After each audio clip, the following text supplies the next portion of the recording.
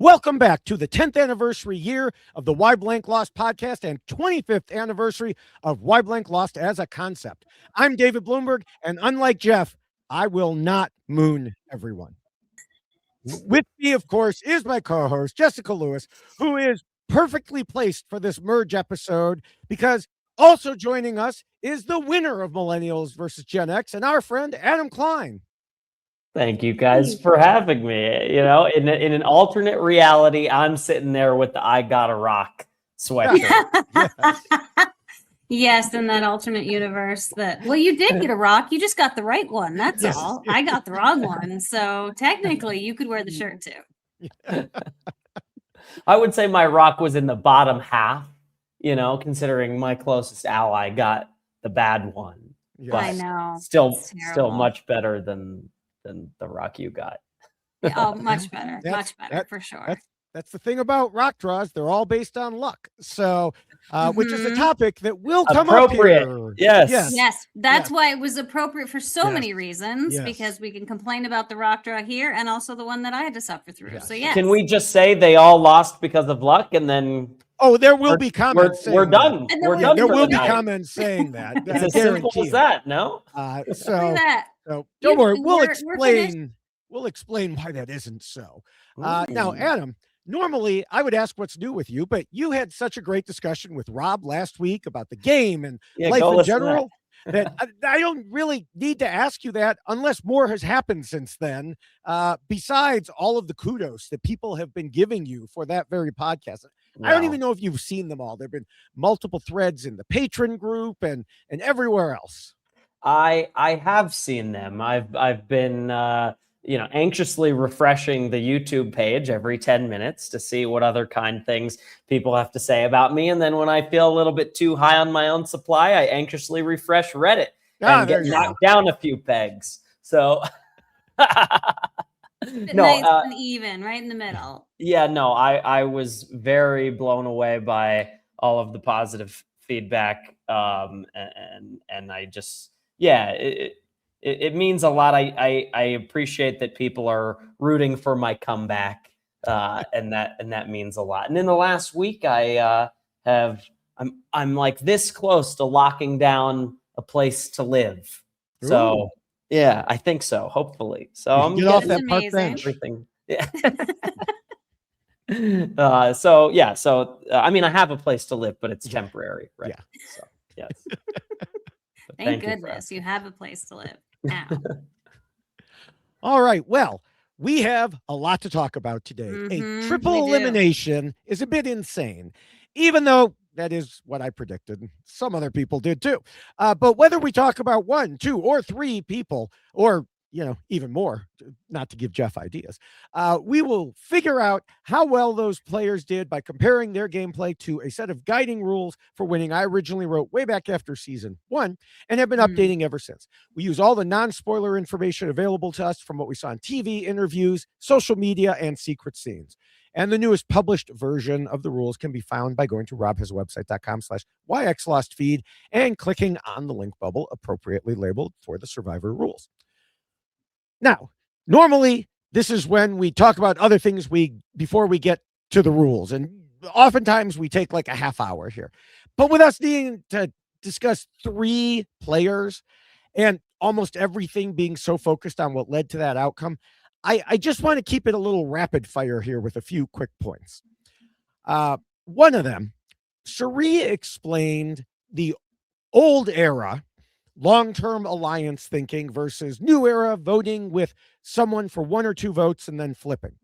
And she thinks old era is going to have a problem. Now, I want to get both of your brief thoughts on this because to me, what she said, I hate to doubt Cirie, but what she said is not entirely true because look at some of the new era winners. Look at how D won. Look at how Savannah won and how Rizzo made it so far by making long-term alliances. It feels like this is a distinction without a difference here. Yeah, I would tend to agree with your sentiment there. I do think that you need to find that happy medium. Like you have to have the ability to have long-term relationships and find the loyalty. I would say that our season was very representative of people being very loyal, so loyal it did go to rocks. So I do think there's a lot to be said about finding that core person or that core group, but then also having a willingness to shift and move if needs be. So you have to find that you really do have to find a happy medium, and it can be difficult. But I understand where Cirie is coming from, because this new era idea seems to be really like permeating everything up to this point where everyone's talking about how different the game is. It's different, but not in that way, I don't think. I think that the name of the game is to make an alliance that is very strong and loyal, and then pretend that it doesn't exist. And I think that that's exactly what the whole thing with trust clusters and voting blocks and maybe not on other seasons, but at least on our season, I knew who my alliance was going into the merge. There were 6 of us on a tribe of 13, and the other 7 probably should have made an alliance and voted against us, right? But by talking about how everything's loose and all these little groups that are coming together and voting together just right now, right, Jesse? Like, I could name off the 6 people that were in my head as in my alliance going into the merge. Would you agree with that? Yeah, I would completely agree with that. And I do think that it is interesting to then see within that big group, the littler groups of people who are coming together and were a little more loyal to each other than the entire 6. And so I do think that anyone playing the game that is able to acquire a large group, which I don't know, requires a large group of people to actually have 6 people come together, right? And so this continuously breaking it down to 5 again that's a whole thing we're probably going to be complaining about too. However, but I do completely agree. I think that it is about a core group coming together, and then from that, you need to be able to have those relationships, but also not let people know how close you actually are, for sure. Yeah. And that's one thing I've said, dating back to, before your season, whether it was voting blocks or trust clusters or whatever you want to call them, they're all alliances or sub-alliances. You could put a fancy trademark name on it if you want, but they're all alliances. And so, all right, well, good. I'm glad pretending it doesn't exist is how you get the other 7 people to not team up against you. Brett, Chris, and Sunday should not have voted with us. That was probably a mistake, right? Yeah. But they didn't know that there was an alliance of 6 that they were sort of joining, and by voting with us, removing their potential numbers. Yeah, if you look at Cirie, I think that's what she's doing. I don't know how, I've lost count of how many alliances Cirie is in here.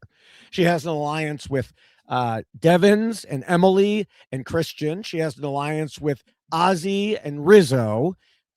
There's probably a D and Kamilla. Well, not Kamilla anymore, but D and who else voted with them? D and Kamilla and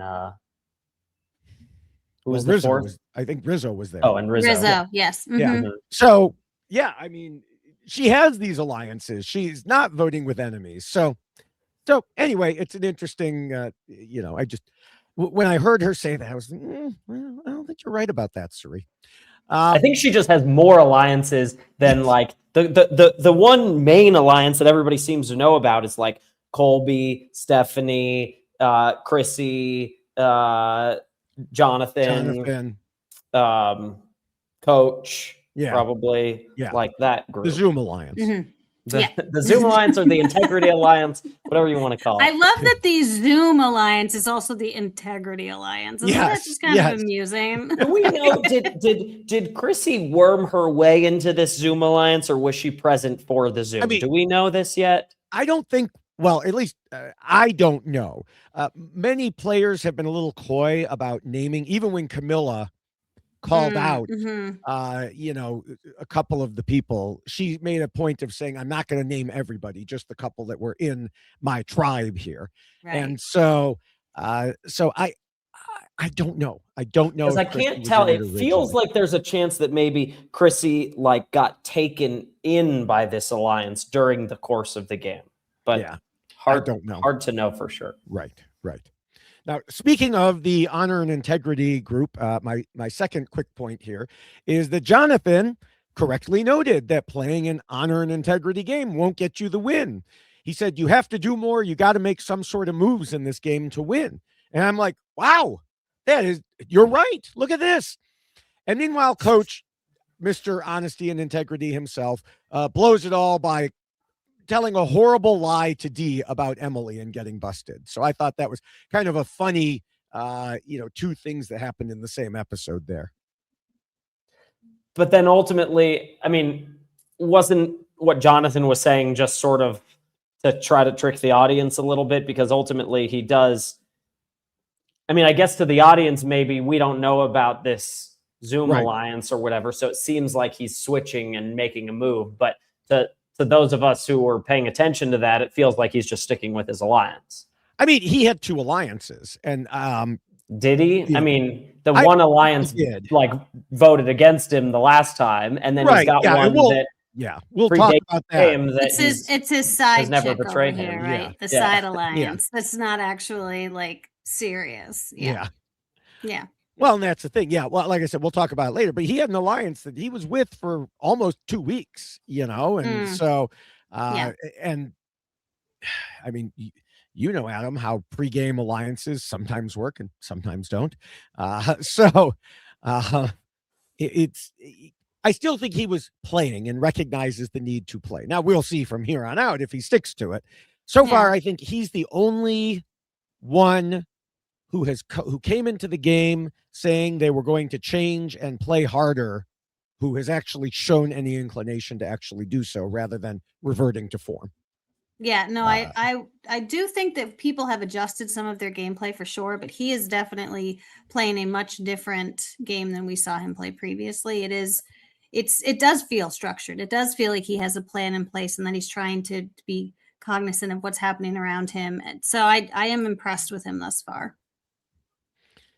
All right. And the last thing that I have for these quick points, and this is a really quick point, Aubrey. She said, the blood moon is seriously the biggest twist in Survivor history. And I'm like, Aubrey, maybe you forgot that little thing called Edge of Extinction. Are you blocking out that season? Probably. Yeah. Or the damn hourglass. Yes, the hourglass. God. So we're already down to 3. We're already down to 3rd place at the best. At the best. So yeah. I blocked out the hourglass too. Yes. I forgot about that one. Well, you went back in time and forgot about it. That's why. Oh, that's what it was. Yeah. Can we go back in time? I've got some things I need to go back and change. Yeah. Reach a little bit to the right. Yeah. Yes. Yeah. Just move my hand over just a little bit. All right, but we do still have our semi-regular segment, which, I mean, I call it semi-regular, but so far it's been regular. The CBS Mornings crew is wrong about blank. And Gayle King once again showed her cluelessness about how the game works by saying she couldn't believe they voted Colby out after his emotional statements in tribal council, as if that's the way people decide who to vote out. Also, as if those emotional statements were not caused by the fact that he knew he was getting voted out. I'm impressed that they're watching. They're doing a segment on the morning, I think they're being shown 5 minutes of each episode in order to ask a question, and someone else is probably writing the questions for them. When's the last time we had survivors going on talk shows? Oh, it was. I know. Yeah, it was a long time ago. Not season 40. I'll tell you that. Yeah. We didn't even do exit press because we were stuck on the edge. Oh, that's right. Oh, mm-hmm. So yeah. Adam hasn't forgotten. But when they do this exit press, she once again asked them, who do you think will win? Despite the fact that this puts all of them in a terrible position because they know who know who wins. Yeah. No. So she also called it a merger. She called it a merger.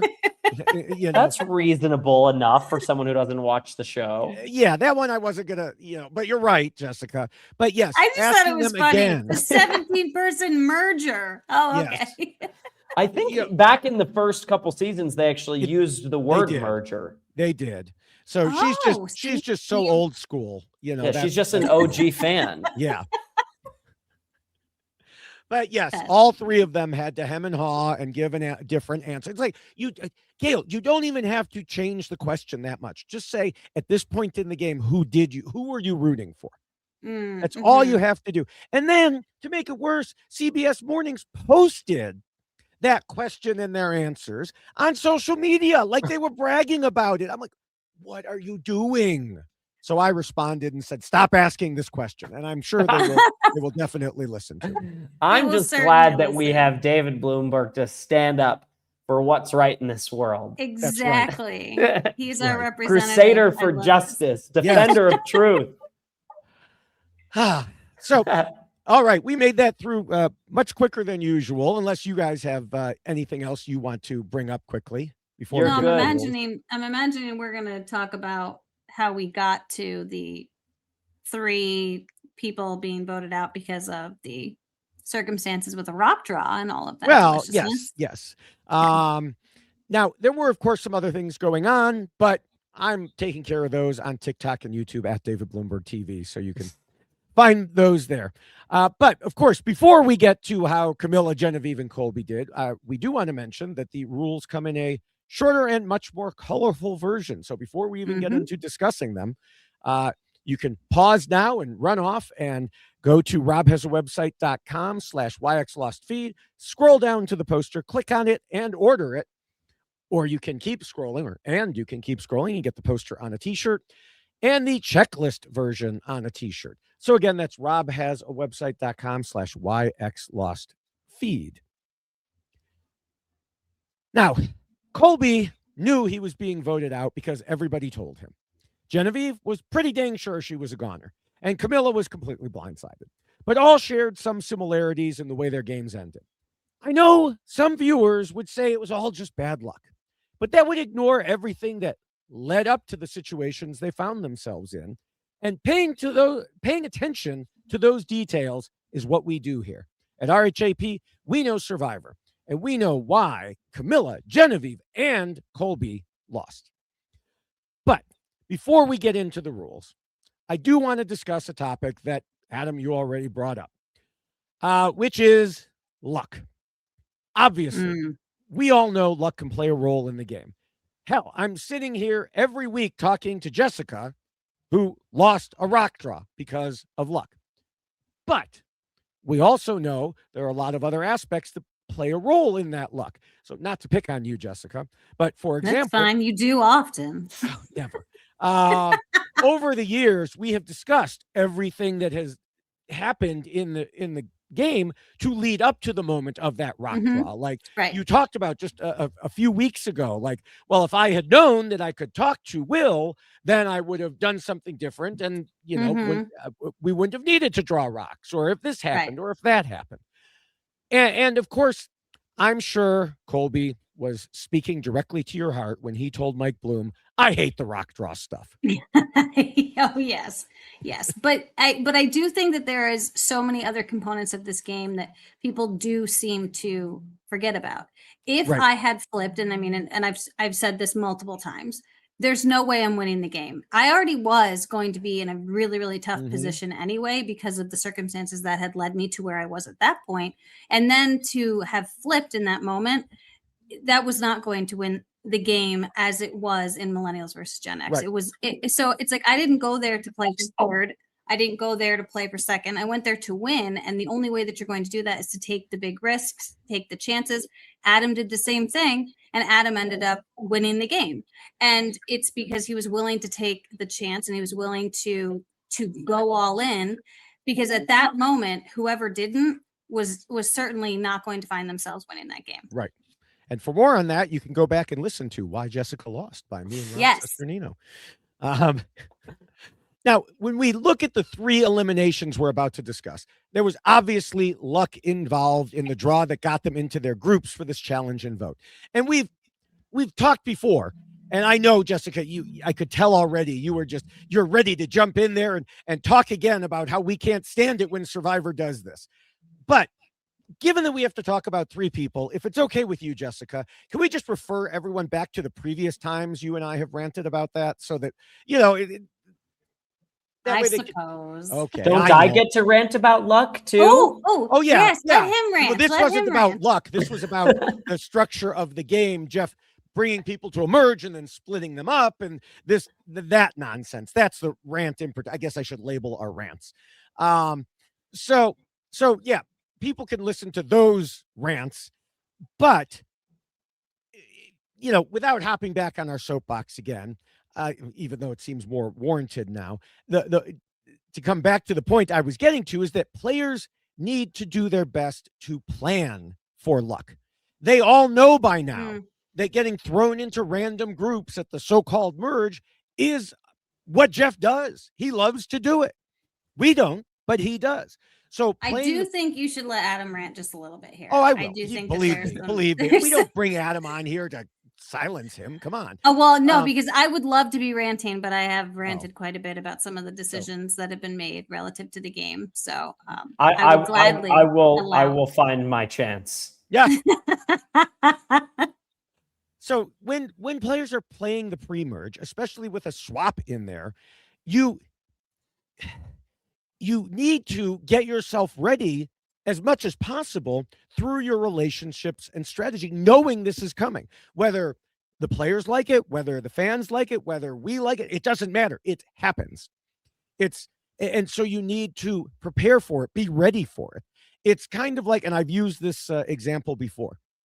My sons, when they were younger, used to bowl in tournaments, and that would involve going to bowling alleys that were not their ones that they were used to, which meant they had different oil patterns and different spin and everything. And this especially impacted my left-handed son because there were, the oil doesn't really get worn off from the left-handed side. And so he would bowl and the ball would go cattywampus and he'd complain about it. And he'd get mad. I hate this place. I hate this place. I mean, he was young. I hate this bowling alley. And I would say to him, no matter how much you hate it, the alley is the alley. It is not going to change. So you need to change your approach. If the ball isn't spinning, then you have to take a different throw. You have to do it differently. And so that is what I'm saying here about the players. No matter how much they may hate this idea of the merge and then separate again, you got to prepare for it. And so that's, just this whole idea of preparing for the luck is a big aspect of things that we'll be discussing as we progress through the rules here. I do think there's only so much you can do, though, yes. right? Like, and the way that I think there is a way to quantify this. You could probably have ChatGPT do it. But basically, if you determine for each person who's with them and who's against them, and then you ran a simulation of like every possible permutation of the four other people that could be on a tribe with them, how many of those scenarios do they survive? And then if they got eliminated, you can sort of quantify how unlucky they got.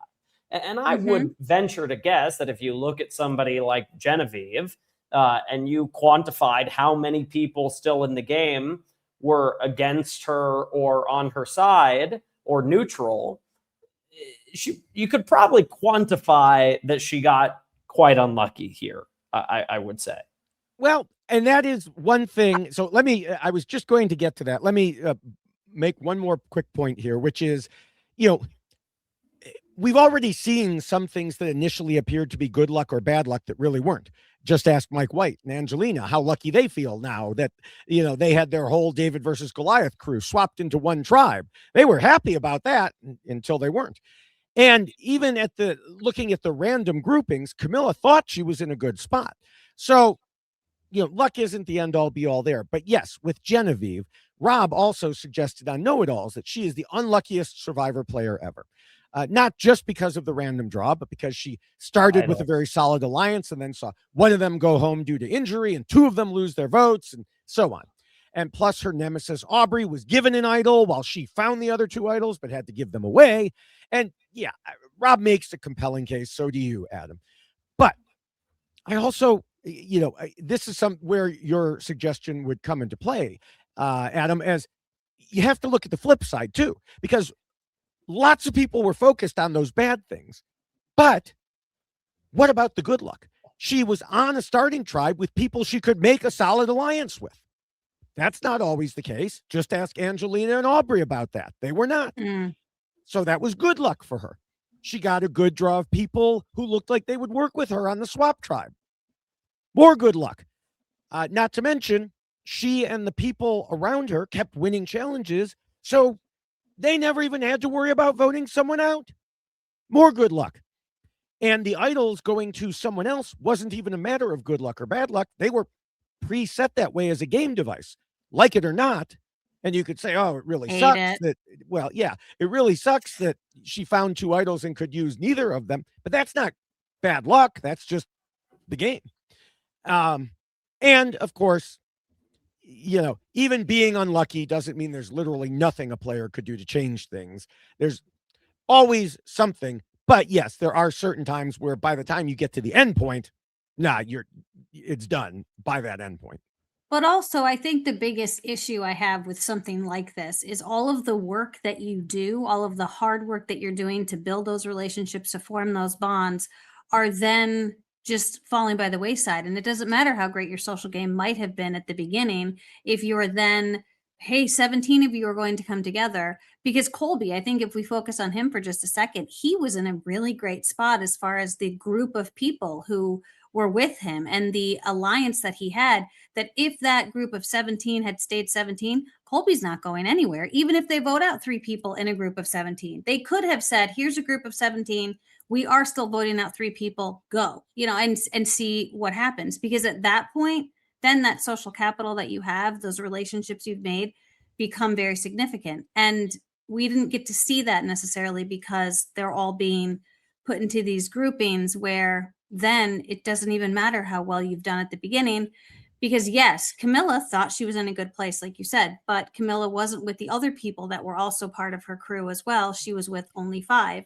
And so it's, to me, I just feel like that's where we're getting cheated out of that part of the game, which is the actual social construct that this game really centers around, and how 17 people coming together on an island are going to necessarily interact. And it's, the Lord of the Flies aspect is kind of getting lost in all of the game showness that it's turned into. And that I feel is very frustrating. Yeah, Video I'm mourning the loss of the merge vote. When's the last time we've had a real, genuine merge vote? And merge votes were some of the best. You go back and you look at the first 30 seasons, and the merge votes are some of the best episodes of the entire series.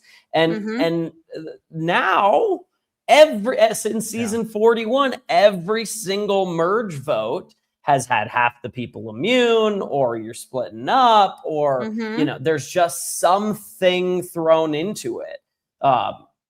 And we're missing out on some really iconic moments, I think. It would have been interesting to see which side won out here, because there were enough people sort of in the middle that had diverging loyalties that those people, to see them have to make a decision, would have been really interesting. But because of the way that it shook out, Cirie, for example, she wasn't with somebody that she was tangentially could make. She was with Emily, who she's been working with the whole time. So it just made it a little more obvious. So video viewers will have noticed that, Jessica, while you were talking, I was laughing. And that is because despite the fact that you said you were not going to talk about the merge and the splitting up and everything, you did it anyway. Listen, you got to talk. I couldn't help it. I know you couldn't. That's why I was laughing. It was like, well, we said we're not going to talk about, but damn it. But then you talked about it for quite some time, and I'm like, wait, he needs to be corrected just a little bit here. It's catharsis for the audience, because they're all talking about it too. Yes, absolutely. They want to hear me kvetch about this, for sure. The luck impact stems from Jeff doing this. If Jeff had a normal merge vote, you wouldn't have to worry about the luck of being thrown hither and yon without your allies. So I do understand that they had to get rid of a bunch of people. Yes. Right? Yes. Just logistically. Unless they're going to extend the number of episodes, which I'm game for that, but that's a whole CBS thing. Right.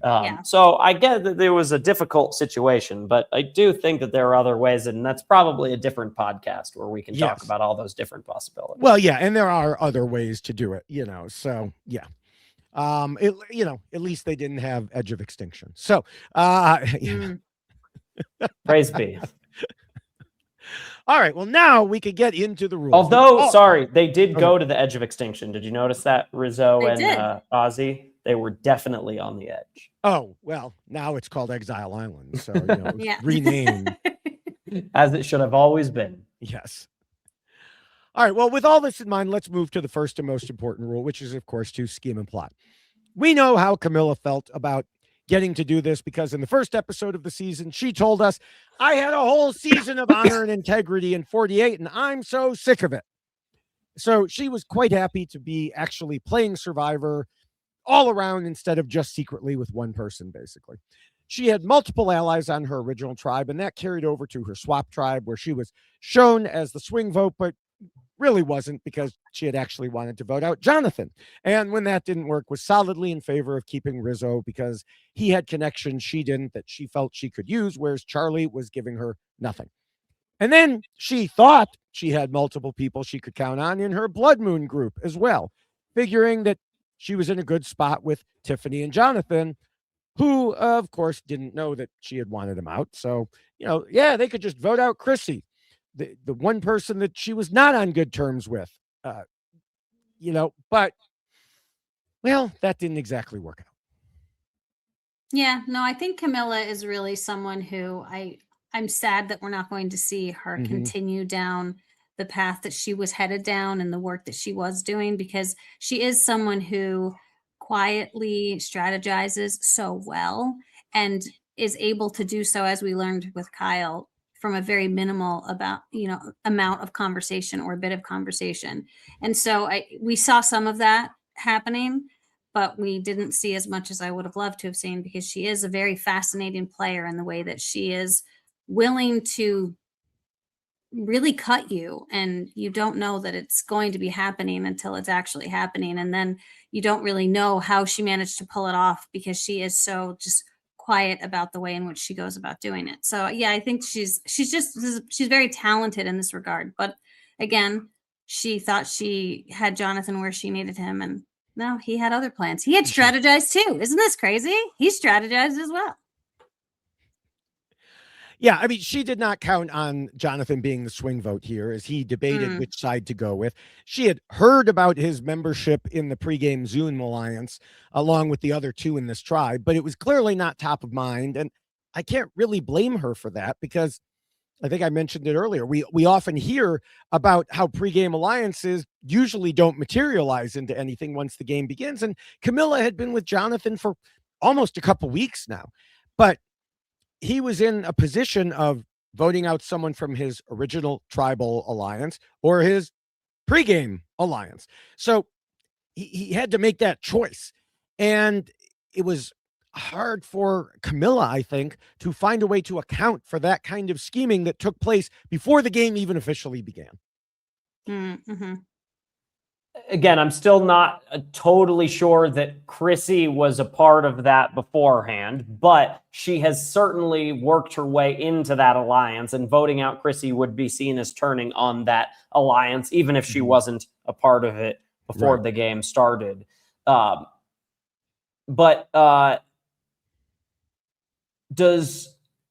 even if Kamilla knows this information, which she did, and even if she chose to believe it, let's say, what's the out? What is the other game? What is the other way to go? Try to get them to turn on him? Like, what's the play? I don't know that there is. I think then she's more in a Genevieve situation where she knows she's in trouble. And I saw that I have not had a chance, because they were just posted when we went to, or at least I just saw them posted when we went to record here, the interviews from Atlanta.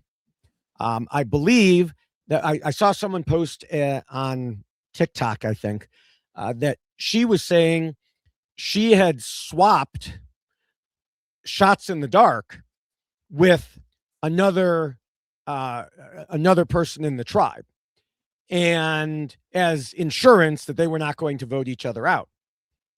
And she was considering playing it, because you can, even though it's the other person's, you can still play it if it's given to you freely. And so she did briefly consider playing it, but she knew if she did, it would, thinking Jonathan was still with them. She didn't want to do that.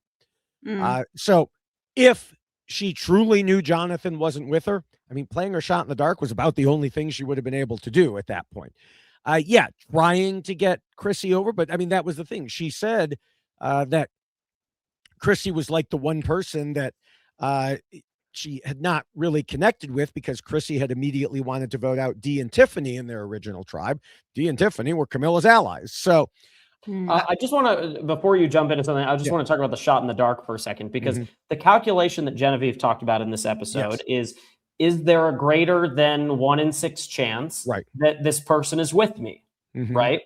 You actually need more than that, because if it were just simply that, then you could say, okay, I think there's a less than 1 in 6 chance that Jonathan is voting with me. I'm going to play my shot in the dark. But you also have to consider the future.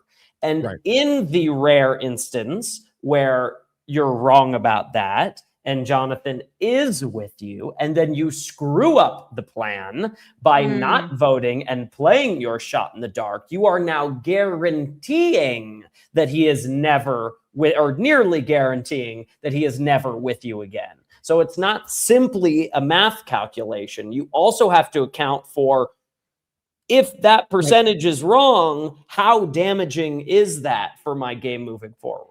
Right. And this is something we actually talked about last week with Angelina, because also, if Kamilla plays her shot in the dark, that means she doesn't vote. If Jonathan and she doesn't trust. Well, yeah, but even with the vote, it becomes 2-2. It becomes a tie if she succeeds. And, or I'm rather not if she succeeds, if she doesn't succeed and Jonathan was with her. But it's not even later in the game. At that point, Jonathan may well look at her and say, well, you didn't trust me. I'm not going to rocks for you. You know, it was a tie. I'm flipping now. So yes, absolutely.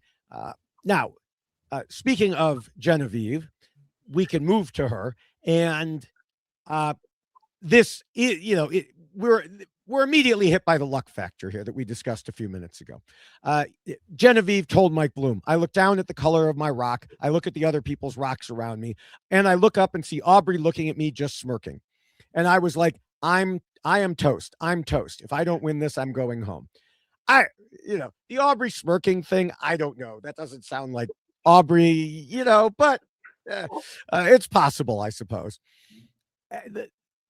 Aubrey also talked about the impact of luck, while noting that it's why you have to make sure you earn it and have friends and are receptive to people and don't close any doors.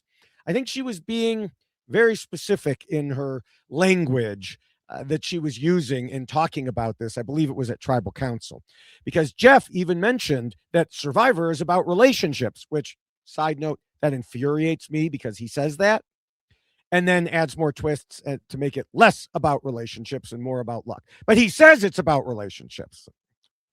Listen to yourself, Jeff. Anyway, I said I wasn't going to get on a soapbox there, so deep breath. Okay. The main point I was getting at is, back to luck in the game, that what Aubrey was saying is you have to prepare yourself. And, Rob mentioned on Know-It-Alls that Genevieve should have thought ahead and done something like she could have thrown the previous challenge to try to get rid of Aubrey in a blindside then.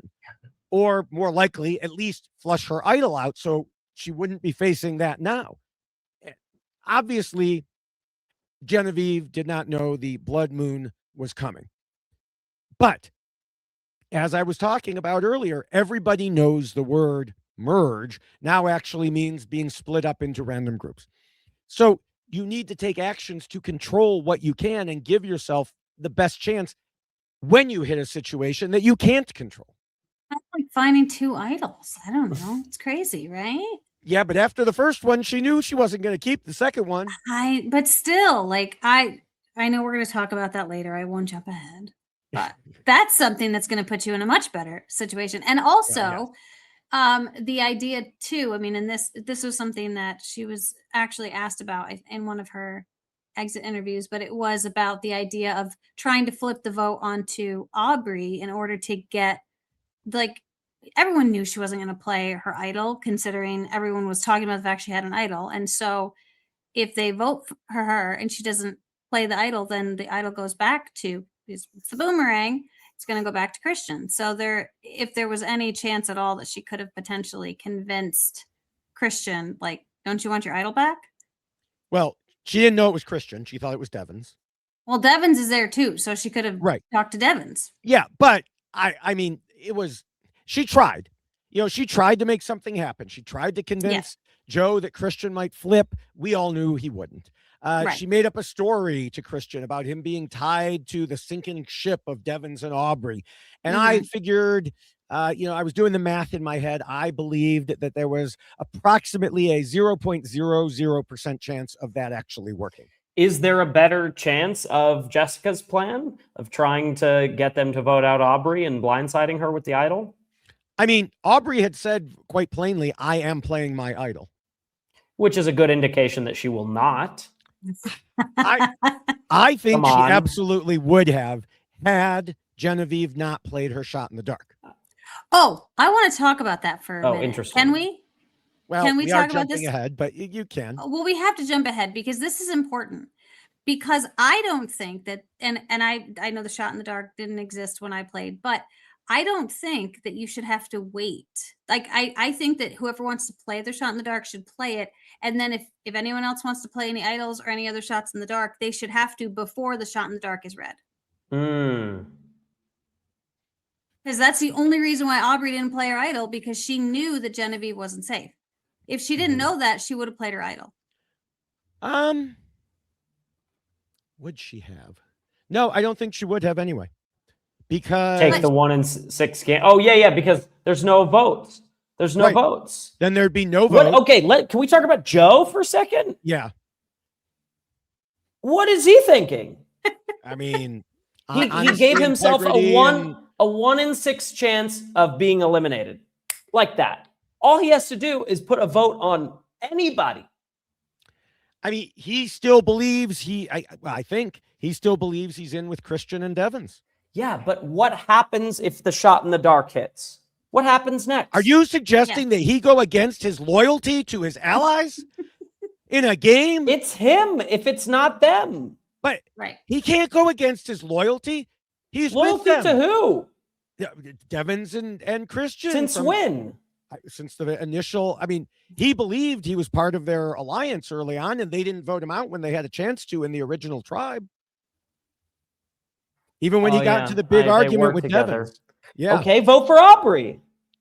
Yeah. I mean, he anybody should have. But it should have been anybody. You don't ever want to be the backup plan, right? Right. Because now voting for Aubrey also, it actually doesn't really make sense now that I'm thinking about it, because if the shot in the dark is successful, Aubrey's obviously also gonna play her idol, probably, I would guess, although maybe she wouldn't expect the vote from Joe. Right.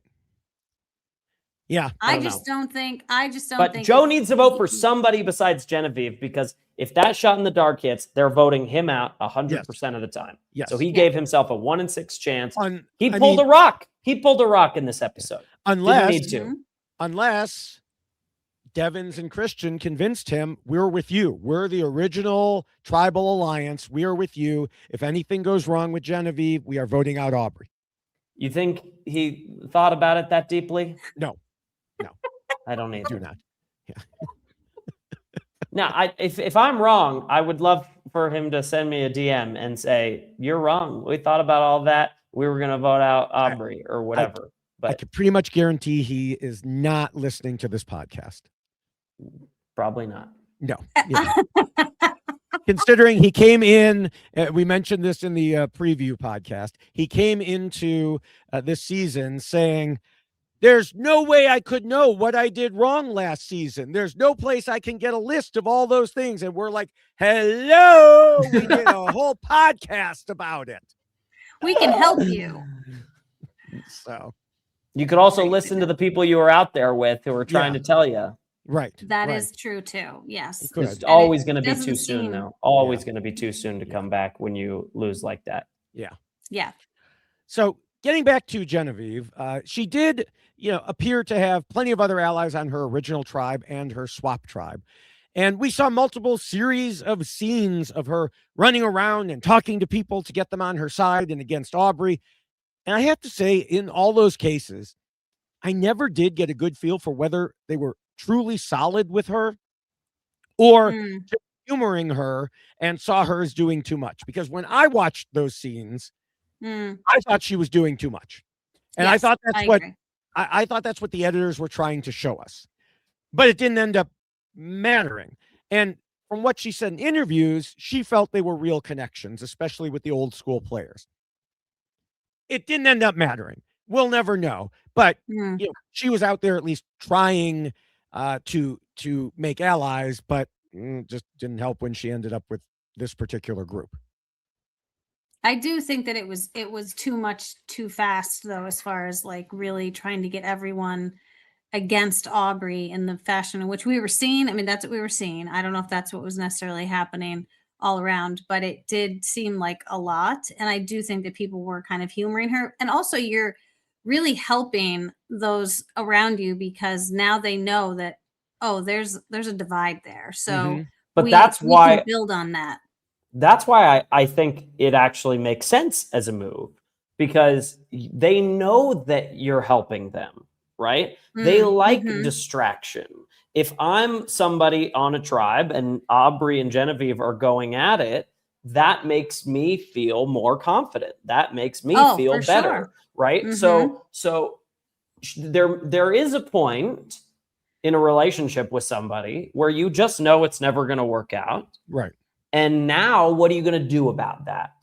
If you sit there silently, you let the other person drive the narrative, try to get you out, and you don't put up much of a fight. Or you can push back, try to make sure that it's them and not you. And in the meantime, make everybody else feel good about it because at least they know that you're not coming after them.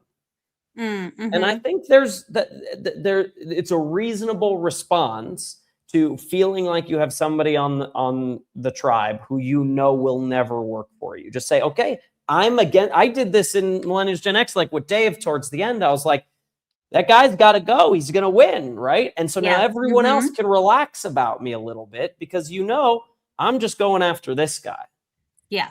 And that's a very fair point. Yeah, I will have somewhat of a counter to that when we get to the second rule, and we'll see if you agree with me or it's going to make you wait, Adam. Shoot it down here when we get to that. For now, let's go to Colby. Colby had plenty of alliances, both from within and, of course, before the game.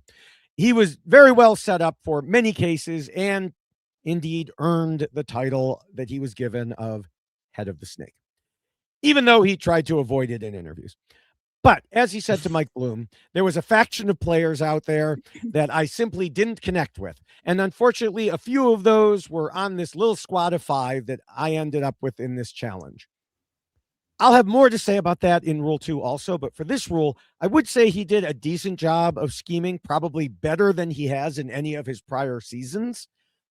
And I liked Colby explaining to Rob that while he, of course, had an alliance with the Honor and Integrity crew, he, quote, didn't make a blood oath to them. And it set him up to blindside people later because they would assume he was playing that type of game, which he wasn't. Yeah, I very much enjoyed Colby. I really wish we got to see him vote. Oh, right. I know. There's that too. He doesn't have his vote either. It's one more thing that's going to frustrate me, and I've been on a soapbox about as well. Don't take people's votes away. Yes, that's insane. But yes, I mean, Colby was it, especially when you're dealing with this type of structure where you are going to split them up into 3s, and somebody doesn't have their vote. It just makes it that much worse, obviously, because he really is kind of like a sitting duck, right? Because it's like, oh, he doesn't even have a vote, and there's only 5 of us, and so.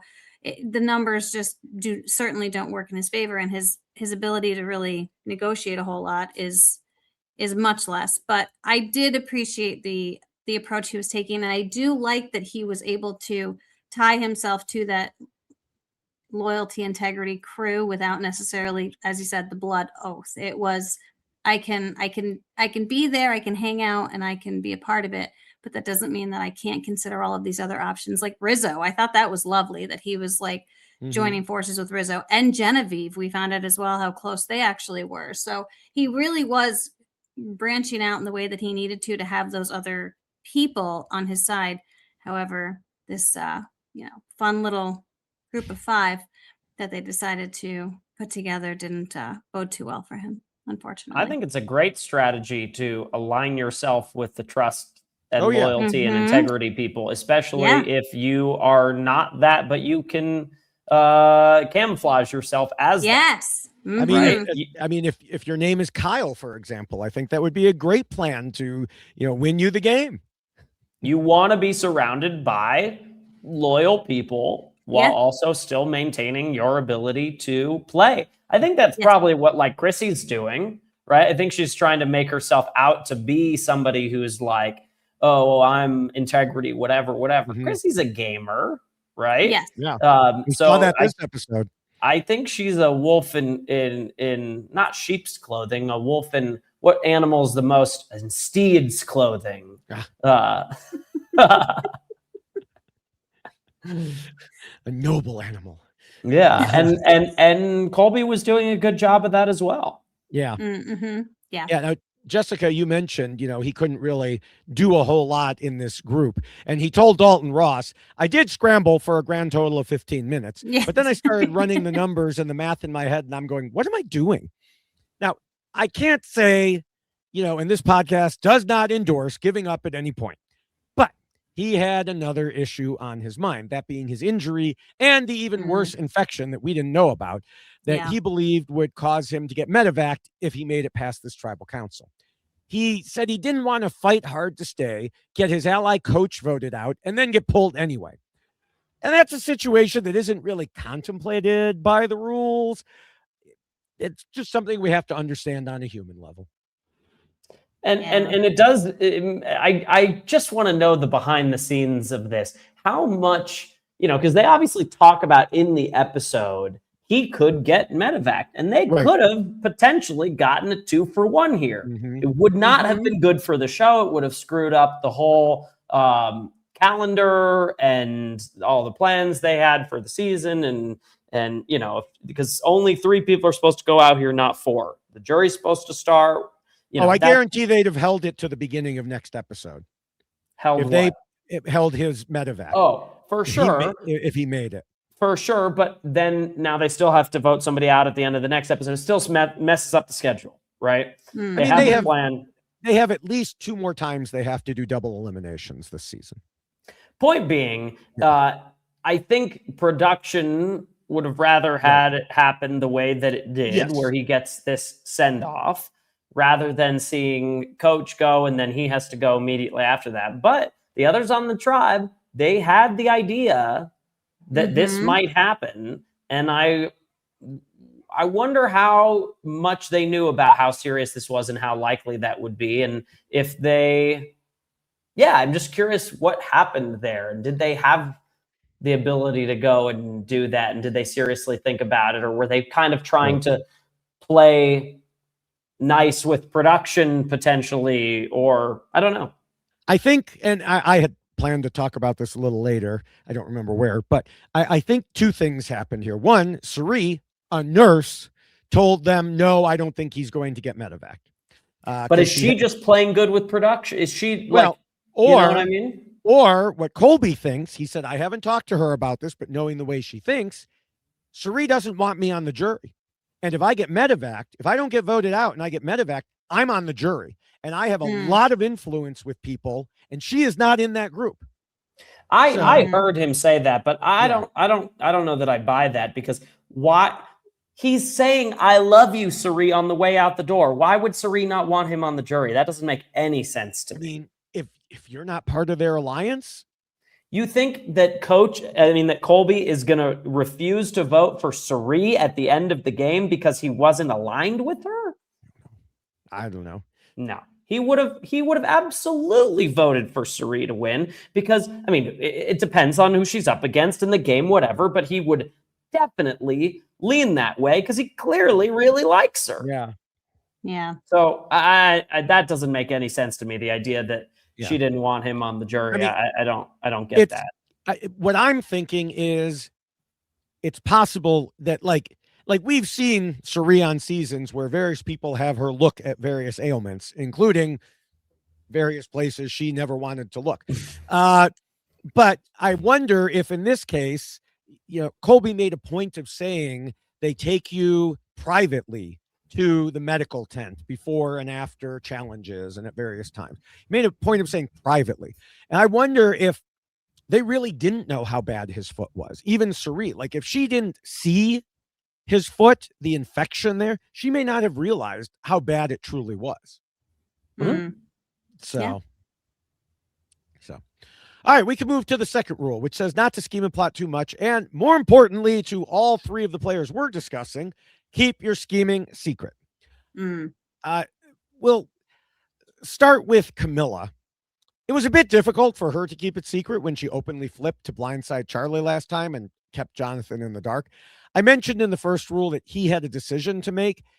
And although we were talking in the first rule about like which alliance would he go with, you got to think that part of that decision took into account what had just happened in the prior vote.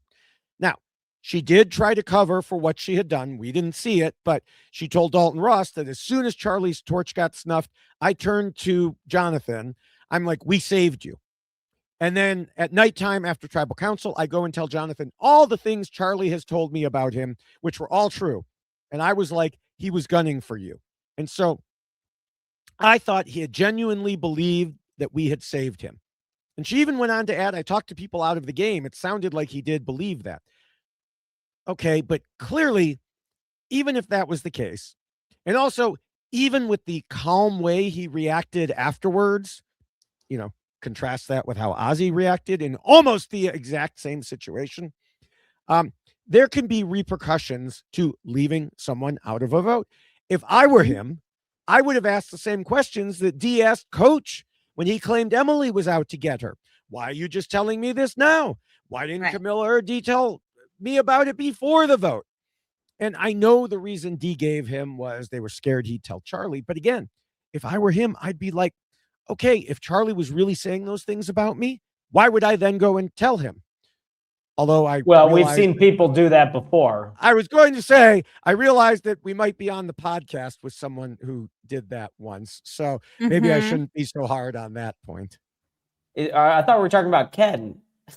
Oh no, at the beginning you were talking about me. Yeah. Well, because when you've got that's right. Yeah. But you because did. Yeah, I did. And because this is the thing that people have That's to right. also think about when you're out there and you're playing with people who you have never you've been with, you've been solid with for a duration of time, and then all of a sudden here's a new person that you haven't really been exposed to playing the game with that much is throwing information at you, and you're just like, well, that can't be true because these are like, this is my solid person over here. Like I was with Sunday. I was like, we're good. Like this is not happening. And so you want to believe that the person you've been with since the beginning and you are like, we're together, we're locked in, is not actually throwing you under the bus and trying to get you voted out. And so you're like, oh no, that's bullshit over there, what I'm hearing from these people, because they're just trying to create something. They're trying to, and unfortunately, they definitely were trying to create my ouster. So yes, I am one of those people that did that. For sure. I will say this is a different situation because Kamilla and Jonathan had been together the entire time, but so Charlie, I believe. So it's a different situation. It's not a newcomer telling you something about your ally. It's one ally telling you something about another ally. So, but still, if I were Jonathan and you tell me this afterwards, I would still be questioning the series of events. And, maybe you don't voice those opinions, those doubts out loud. Yeah. But when an opportunity arises to act on it and you're in the swing position and you also have this second or first alliance, depending on how you count them. That's the big part right there. Well, you have another option. Right. You have another option, and these people left you out of the vote.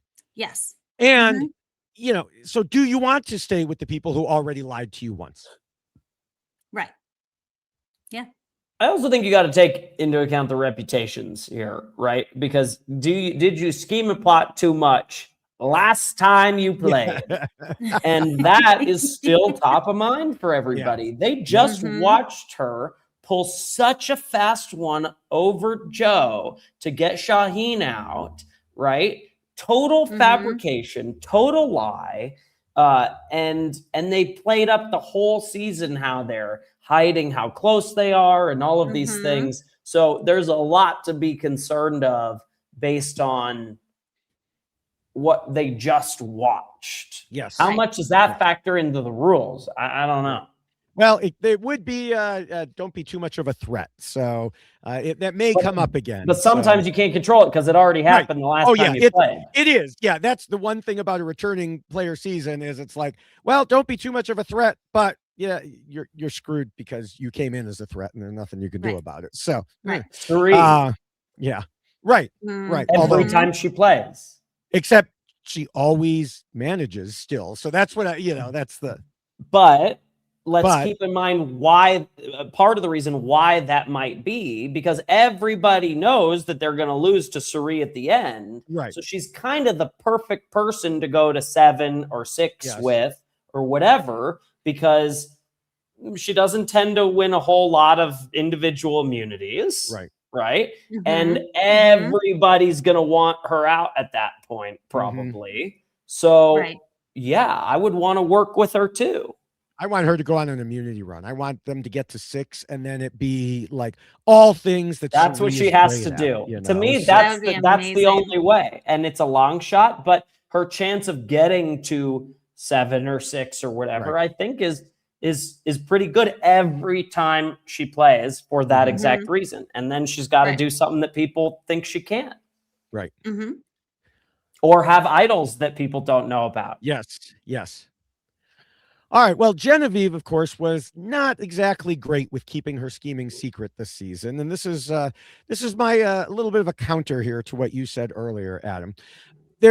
Now first, I want to say there's a bit of haziness about how she and Aubrey ended up as mortal enemies. We'll talk about that more in Rule 5. But once they were on opposite sides, everyone knew it. Genevieve was part of the core alliance on the original tribe where Aubrey knew she was on the outs. And then they swapped together. We saw Genevieve run around to tell everyone about Aubrey, which Aubrey found out because of Tiffany. That is one hazard of not keeping your scheming secret. Of, Adam, you talked about how letting everyone know, but the downside is when you let everyone know, someone's bound to run back and tell the person. And so Tiffany did. And then at the merge, she did the same thing. Gesundheit.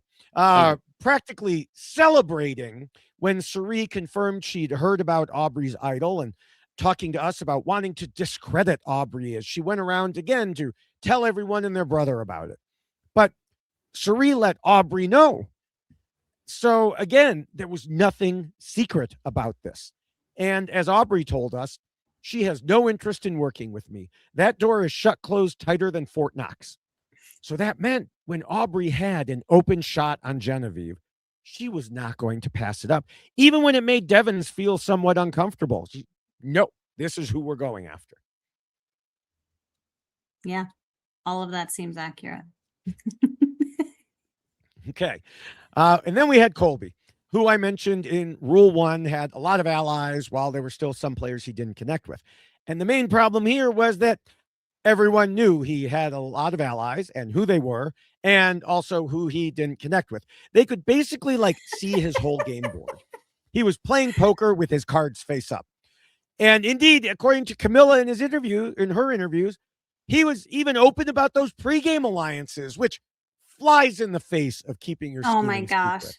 Yes. I was fascinated to hear that Kamilla didn't believe Mike White when he came back with that information, just because she was like, that can't be true. Who would do that? It seemed so out, like, just no, I can't even wrap my brain around someone talking about their Zoom alliance, no less. Not even just like pre-existing relationships or discussions or but an actual like Zoom where people came together to discuss the prospect of creating an alliance is really quite fascinating. Well, I think Yeah. that's the danger of having a big call before a season like that, is that my guess is he probably thought that this information is going to get out, because I guess it came out because Savannah was grilling him and asking, I heard there was a Zoom and things like that. So Which, he knows. By the way, sorry. I wish we had seen that scene. Having seen Savannah grill people on the previous season, I so want to see the footage of this scene of her grilling Colby and like investigative reporting, getting the truth out of him. But sorry.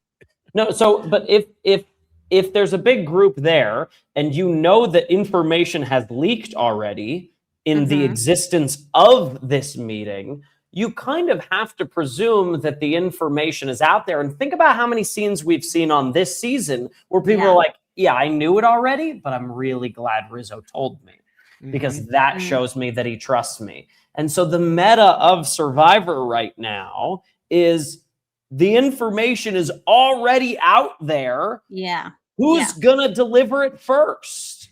And think about why Charlie went out. One of the things we saw being said about Charlie is he came to me too late with information. I already knew this stuff, and he should have told me days ago. And so the people that are doing well are the people that are just leaking everything because they know the information is out there anyway.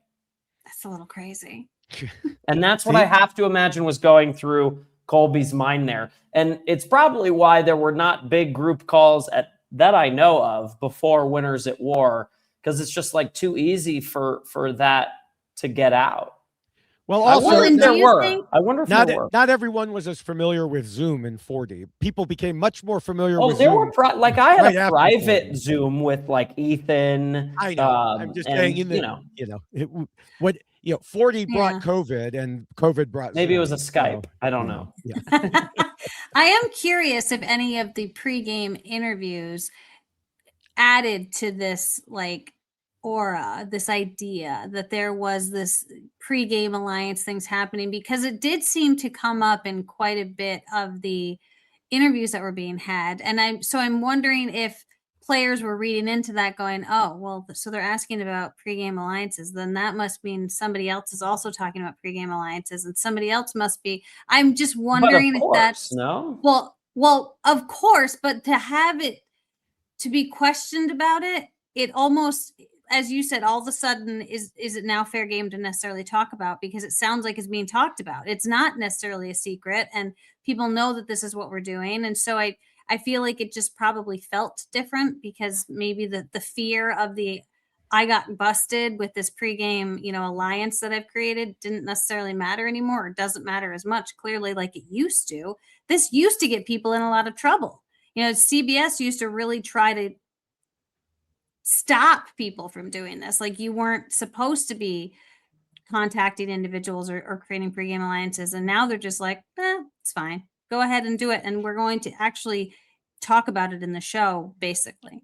Well, but they didn't talk about it in the show. They're editing around it. They are editing around it, but it is one of those things that it's looming. And I roll my eyes a little bit when Christian says all these relationships that we've built since the start of the game, don't patronize us. Come on, we know. And so, but they're playing it up for production. This is probably why I'm not production spec, because I would never do that. I would be like, when I talked to Michelle before the game started in my confessionals, I'm not here to bullshit. Yeah. So, yeah, I mean, and I think I saw something, maybe, heck, could have been you talking about it, that some of the conversations were likely reenacted, I did say that. Yeah. That we know that these people worked it out ahead of time, but then they get on the show and you were the one. I can't wait to work with you. I can't wait to work with you. They've already had those conversations. They're doing it for the sake of the cameras. I do think that they picked a lot of people for season 50 that are camera aware and Mm-hmm. and production friendly and playing ball and giving production what they need to tell the story in a way that ignores the pregame alliances. Whereas I kind of was like, you're going to have to tell the story about pregame alliances because that is what is happening here. And that's probably not as friendly to production. Mm-hmm. And if there's one thing you're known for, it's being friendly to production. I'm just not a bullshitter. Yeah. That's why I remember Jeff Probst called me a cock block one time. And I was like, you didn't pick me to just parrot what everybody else says. You picked me because I pushed back and I called your whole casting process misogynistic and you liked that. And now I'm here. So what do you want me to do? Just agree with everybody else? Right. Mm-hmm. Yeah. All right. Well, even though, speaking of more of those pregame things, even though Cirie was obviously an old schooler and Colby had pregamed with her, he told Rob that his game with her was damaged early on because of two things that happened. One, he presumed Jenna would be good with them and told Cirie that, which she interpreted as him saying that he had talked with Jenna and she agreed, which he hadn't, and she definitely did not, because we saw what happened there. Second, when he was talking to Savannah at that journey, he told her, watch out for Cirie, which he said in order to throw Savannah off and assumed Cirie would know that this was the reason when Savannah inevitably passed it back to her. But Cirie took the much more rational, straightforward route and thought, well, he's saying it. That must be what he feels. And even when he caught her at the merge to try to set the record straight, it was too little too late. And I really feel that is a big unforced error by Colby here. You cannot assume someone you have not spoken to since pregame knows your secret little plan to throw other people off by throwing you under the bus. Mm-hmm. Unless you discuss it pregame.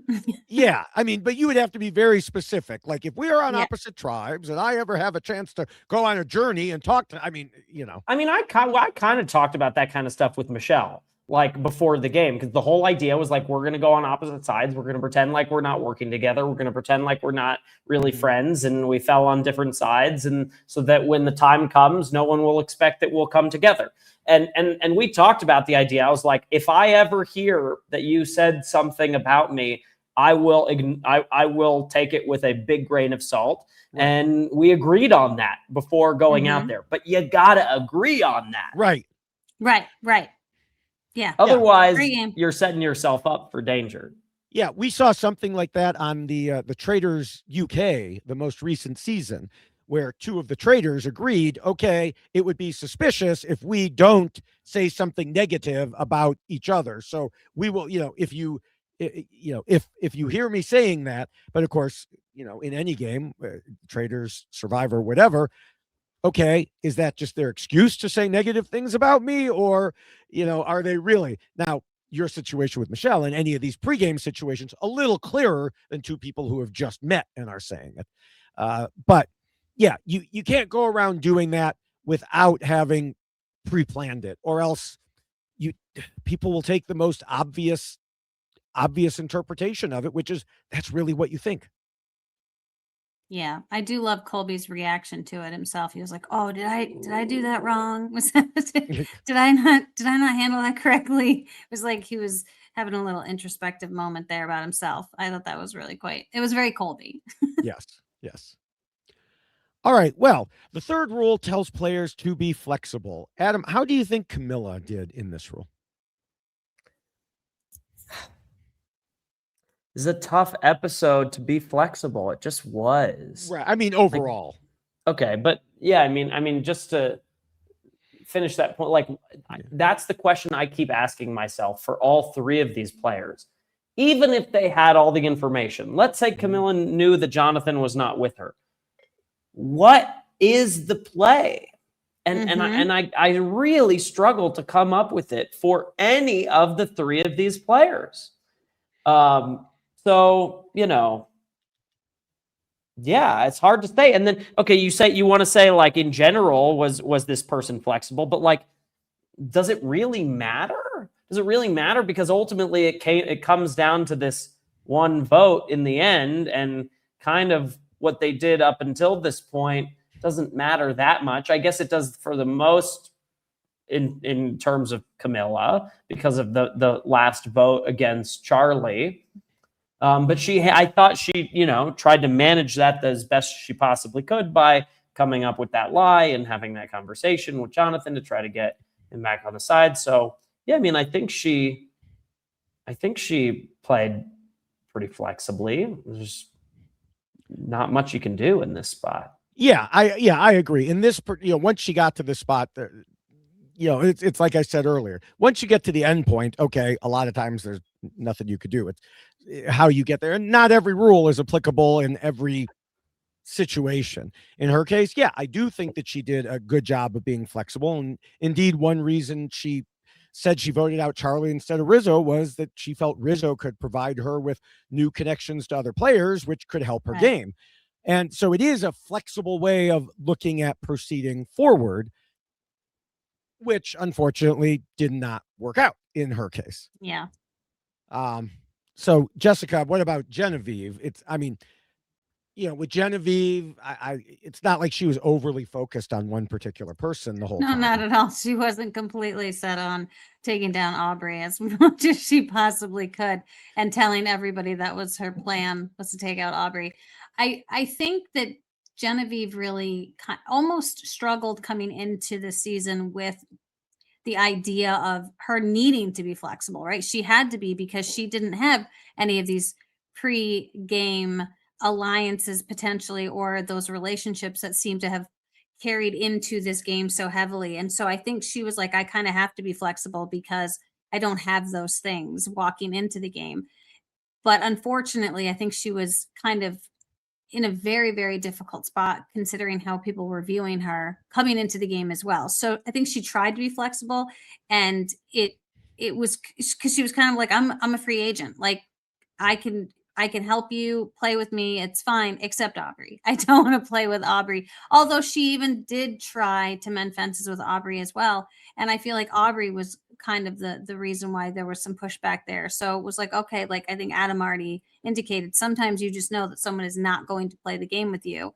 And I think she learned pretty quickly that Aubrey wasn't going to. And so she's like, okay, I have to rally because Aubrey's not going to be playing with me. So I need to get Aubrey out of here so she doesn't take me out first. And so I could understand her reasoning for doing so with Aubrey. So it find her to be in a tough spot in relationship to the overall season and what she needed to do. So she was certainly trying to be flexible, except when it came to Aubrey, because she just couldn't be. And I don't want to disagree with your rules here, David Bloomberg, but I do think there is a time and a place where rigidity can actually serve you. And I think that this was intentional rigidity by Genevieve, knowing what she knew about Aubrey and the rest of her previous two tribes. And then when it came down to actually having to go to tribal council and realizing that she was not in control, this rigidity no longer served her. And it's why she pivoted to targeting Devins, because the rigid idea of going after Aubrey, probably a less likely win for her, although they were both pretty DOA. Yeah, I mean, I can understand what you're saying, that there are times when rigidity will be a good move. In this case, though, I mean, and I know it's the editing. We saw this coming, or I saw this coming, a mile away, episodes away, that something was going to happen and Aubrey was going to come out ahead here. And what telegraphed that to you, that Aubrey would come out ahead here? I think it was just the way we saw Genevieve going to everybody, and then Tiffany running it back, and Cirie, well, that was this episode, Cirie running it back. And, just sometimes you can't tell exactly, but I just saw it as Aubrey coming out ahead here. And it's just, if history says, if you absolutely shut the door on someone, it's going to come back to bite you more often than not. And so there was nothing she could say. You know, she ended up on a tribe with Aubrey and two of Aubrey's allies. She couldn't make any claim other than the obvious truth. Whereas if she had kept that a little more under the surface, maybe she could have. Maybe she could have tried. And even if she didn't need to try, as we saw, Devins didn't want to vote Genevieve.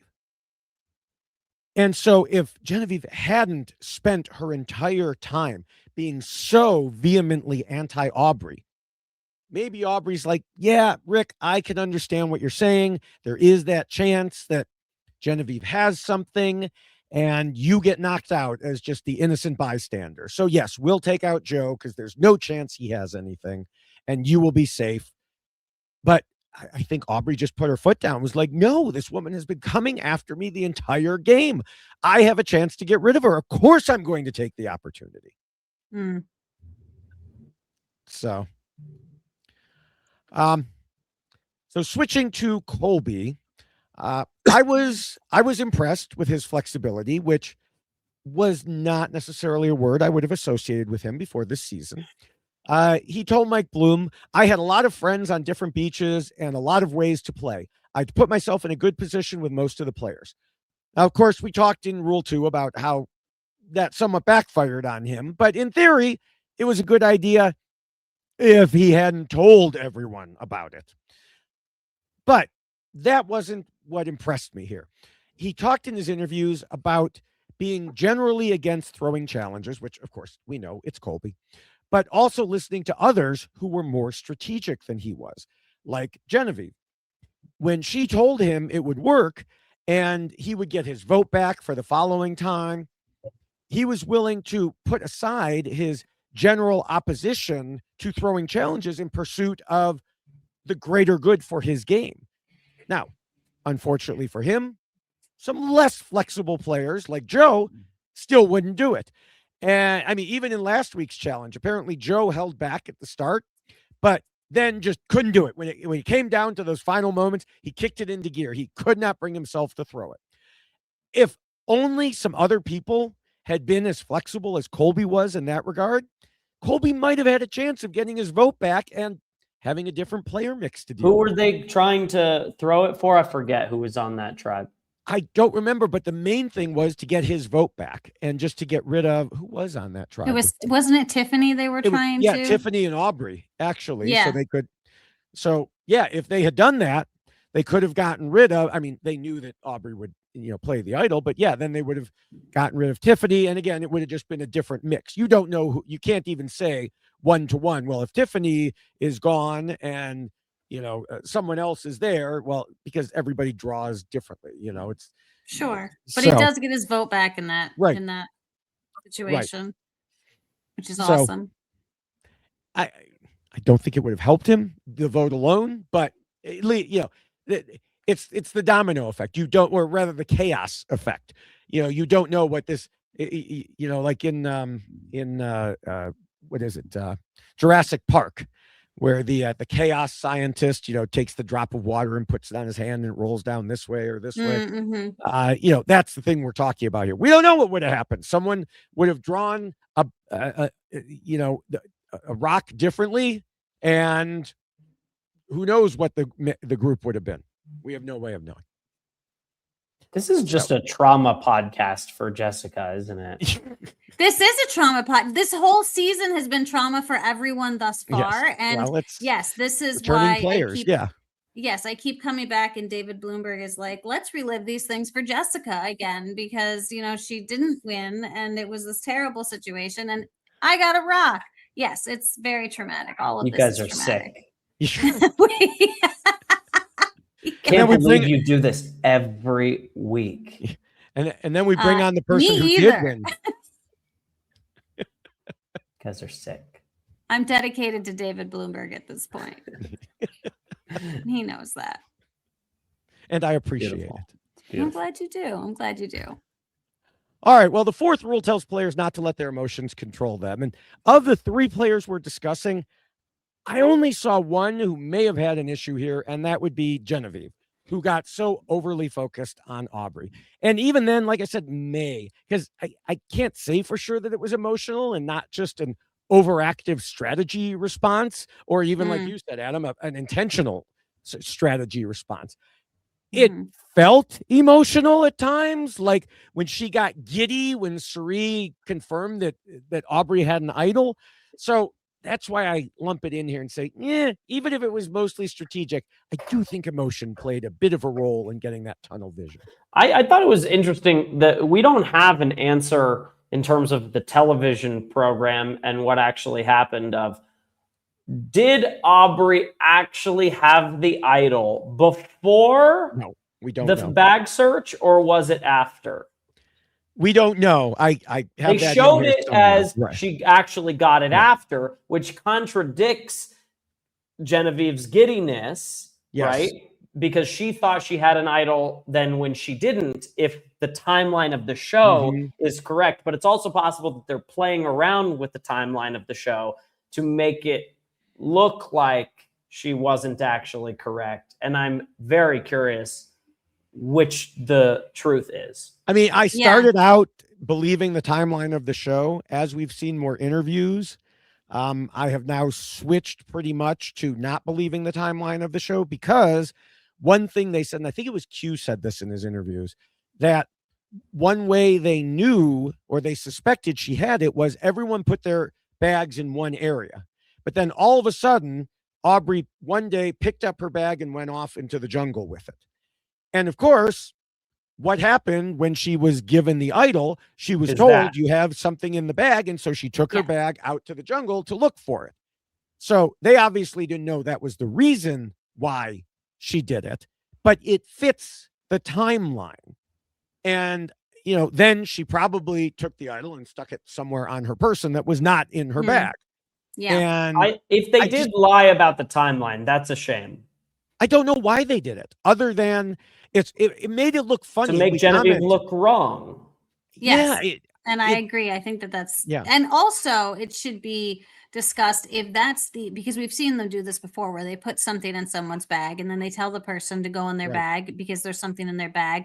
And so that is production kind of inserting themselves into the game and then potentially putting someone at risk, like Aubrey, because all of a sudden Aubrey's walking off into the jungle with this big fat bag that they've given all of the players that has 10 various outfits in it because they've given them so much clothes this season. It's insane. So they have to have a big bag. And who's walking into the trees with their big bag unless they've, one, been instructed, and two, there's a reason why they need their bag. So could have been me if I got a legacy advantage. That would have been sweet. It's all right. I got the jury vote, so that's right. You got the white rock, so we could start there, and then you got So trust me, you were in a great place, Adam. You didn't need my help there. Other than Genevieve, Colby certainly got emotional at the end, and understandably so. But did either of you see any issues related to this rule for Colby or Kamilla? I forgot the rule. Don't let your emotions control you. Oh. I mean, don't think so. Kamilla always has big emotions, but I think she tends to leave them in confessional for the most part. Right. Yeah. I mean, maybe she could play around, she could play along a little bit more with Jeff and the snapping and the rapping, I feel like they specifically avoided showing Kamilla so that they wouldn't have to show her rolling her eyes. Come on, you just talked about how you wouldn't do stuff like that. So why would she? Come on. No, I respect that. I respect that. Yeah. We're like, two birds of a feather. That's right. All right. Well, the fifth whatever. The fifth rule reminds players they need to pretend to be nice and play the social game. And once again, I think pretend to be nice. It kind of doing what you just said, keeping your stuff to the camera. I think two of the three players we're talking about did just fine here. Kamilla and Colby, they had made a number of friends in the game, or in Colby's case, from before. I think neither of them Colby did really well on this. Yes. Yeah. This was his whole thing. This was the whole thing. Yeah. It's like, I'm going to be loyalty, honesty, and integrity. And inside, he's like, I'm a player. I'm going to play. Yeah. Mhm. Although I will say, I knew that Colby was a player before season 50 started airing, right? So he didn't hide it that well, because if I was hearing about it and I wasn't even in the game, I knew he was coming in and playing hard. And it was, we knew he was making calls. We knew he was having Zoom conversations. You know, I'm very close with Angelina. So I was like, I was hearing. I was going to say, Angelina talked about that. So, Yeah, she knew this stuff. Yeah. So it wasn't as hidden in the game. I think he did a really good job of hiding that, like, I'm going to play. But now that I think about it, pre-game, it was out there. It was out there. Yeah. But the people who were mad at it were those like Angelina, who he no longer has to worry about. So, And me. Also doesn't have to worry about. Yeah, exactly. Ever. Now, there was also the situation with Genevieve as it related to Aubrey. And I mentioned this earlier. How this all came to be is a little hazy to me. Looking back to Kyle's interview with Mike Bloom, he said Aubrey acted normal around camp, but that conversation, the one that we saw, put up a red flag in Genevieve's head, understandably so. And Aubrey may have been throwing Genevieve's name out before Genevieve said anything about Aubrey.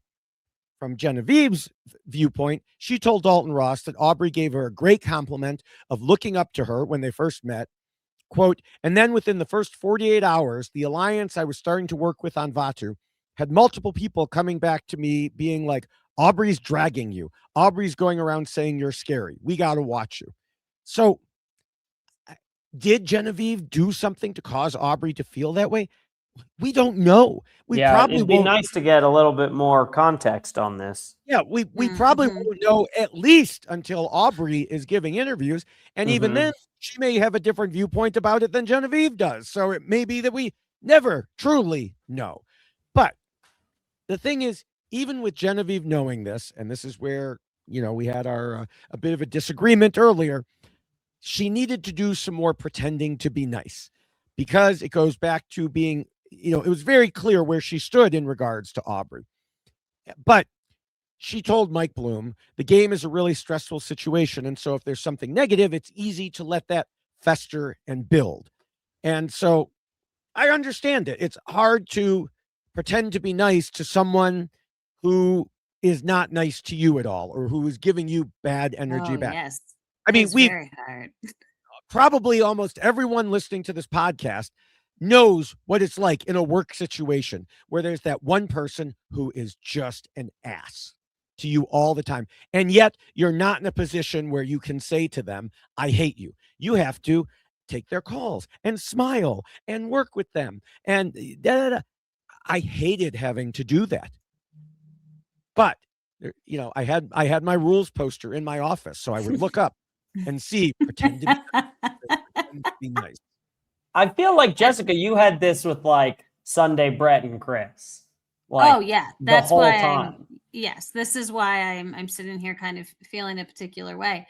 Is that, you know, as soon as there was that shift from the Paul vote, and then all of a sudden I was kind of cast aside, there really was, like, it didn't matter what I attempted to do. Their decision was made, and that's why, like, when Chris and I were actually voting against each other, and I put all of my faith in the people I was playing with to be like, please keep me and not Chris, and Chris went home. That was one of those types of moments where it was just, I knew that there was no chance that was ever going to be corrected or fixed. And I, you know, and I think that it really just boils down to how players are playing each other, right? And so Chris told me afterwards that he's like, as soon as I made Sunday cry, I knew I had her. And that was what, you know, so Chris was utilizing her emotional response to control how the game was going to necessarily be played moving forward against me. And so it was one of those situations where he was he was certainly playing up, I'm going to pretend to be nice to Sunday over here. Not to say that their relationship wasn't genuine, but as far as gameplay was concerned, yeah, there was a whole lot of that going on between the three of them against me. And so, yeah, there's a little bit of trauma. It's trauma. It's just trauma. And you Yeah, try now to put who's it on doing hold stuff? for as long as you can, but at a certain point, it comes to a head. Yeah. Yes. Yep. Yeah. Yeah. And I do wonder, in a big merge situation, maybe they could have voted together for a few votes. I mean, that's what, Jessica voted with Sunday, Brett, and Chris for a couple votes. Yeah. Right? Mm-hmm. No, that can't be. That's a new era thing. We talked about that. Only in the new era do you vote with your arch enemy for a couple votes. This is why we need to go back to. I still think votes. we're new era. I still think we just played. It was not 10 years ago. You can't convince me of that. Yeah. Look at how good we look. Look at Jessica. Come I know. on. She looks the same.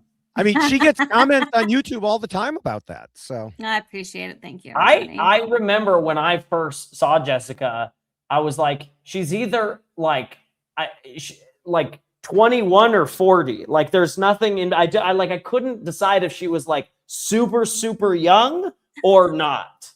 It was the strangest thing. I had no idea how old. I you were. love that. That's a great. Yeah. I haven't. Thanks for sharing. and I then they helped appreciate you that out very by much. putting her on the Gen X tribe. Yeah, then I Right. knew. They were like, Then I knew. hey, by the way, she is old, and we're just gonna tell you now. You know that. Yes. Fascinating. Thanks, CBS, for really just announcing that to the world for Yes. me. Yeah, it's great. It's a good time. I'm Gen X age now. Oh gosh. It really has been that long, hasn't it? Oh, it's insane. I would be old enough to be on the Gen X tribe. Well, that's Am why I a people are boomer saying yet? they What want is to. what's the next thing? They Like, want a You're millennials like versus Paul Gen Z now. tribe. Look, didn't come in a drone. still not that old. I've got some. I still have some years to go. So Love you, Paul. If you're listening, he's not. he's not. Yeah. All right. Well, the sixth rule warns against being too much of a threat, and all three of these players definitely had issues here, though, as we've already hinted at, not all of those issues were things they could do anything about. The main one was, as we mentioned earlier, Kamilla, who had a huge target coming into the game because everyone else had seen her play like 2 weeks before flying to Fiji. Genevieve too, though. No, like, did it feel like Genevieve also seen as like a very strategic, very capable, strong player here? Oh yeah, I mean that's what I said. All of them, had it to one degree or another. And then Colby's a legend, and they've all got their threat levels for various reasons. Right. I mean, Kamilla, even worse because it was top of the mind, and they literally said in the reunion she would have won if she had won fire making. She would have won the game. I do think having Kyle go out helped, but again, all of this is basically out of all of their control. It's just their reputations. Right. Yeah. Yes. So she barely had any time to try to get it out of people's mind or get her own actual self into people's minds. And, like Chrissy said at one point to another player that she wanted to get Kamilla out because she's very sneaky and twists words. I don't think Chrissy saw Kamilla being that way in this game. I think she saw Kamilla being that way in Survivor 48. Oh, 100%. Yeah. Inside the game, the one that I would have to question the most would be Colby, because he made it very clear that he was on the top of his group. Yes. Whereas you look at somebody like Coach, also in that group, keeping his head down better. Yeah. Yeah, I think once knowledge of the Zoom alliance spread, it kind of melded in with his other alliances to make him, like we said, the head of the snake. Well, not like we said, Cirie said.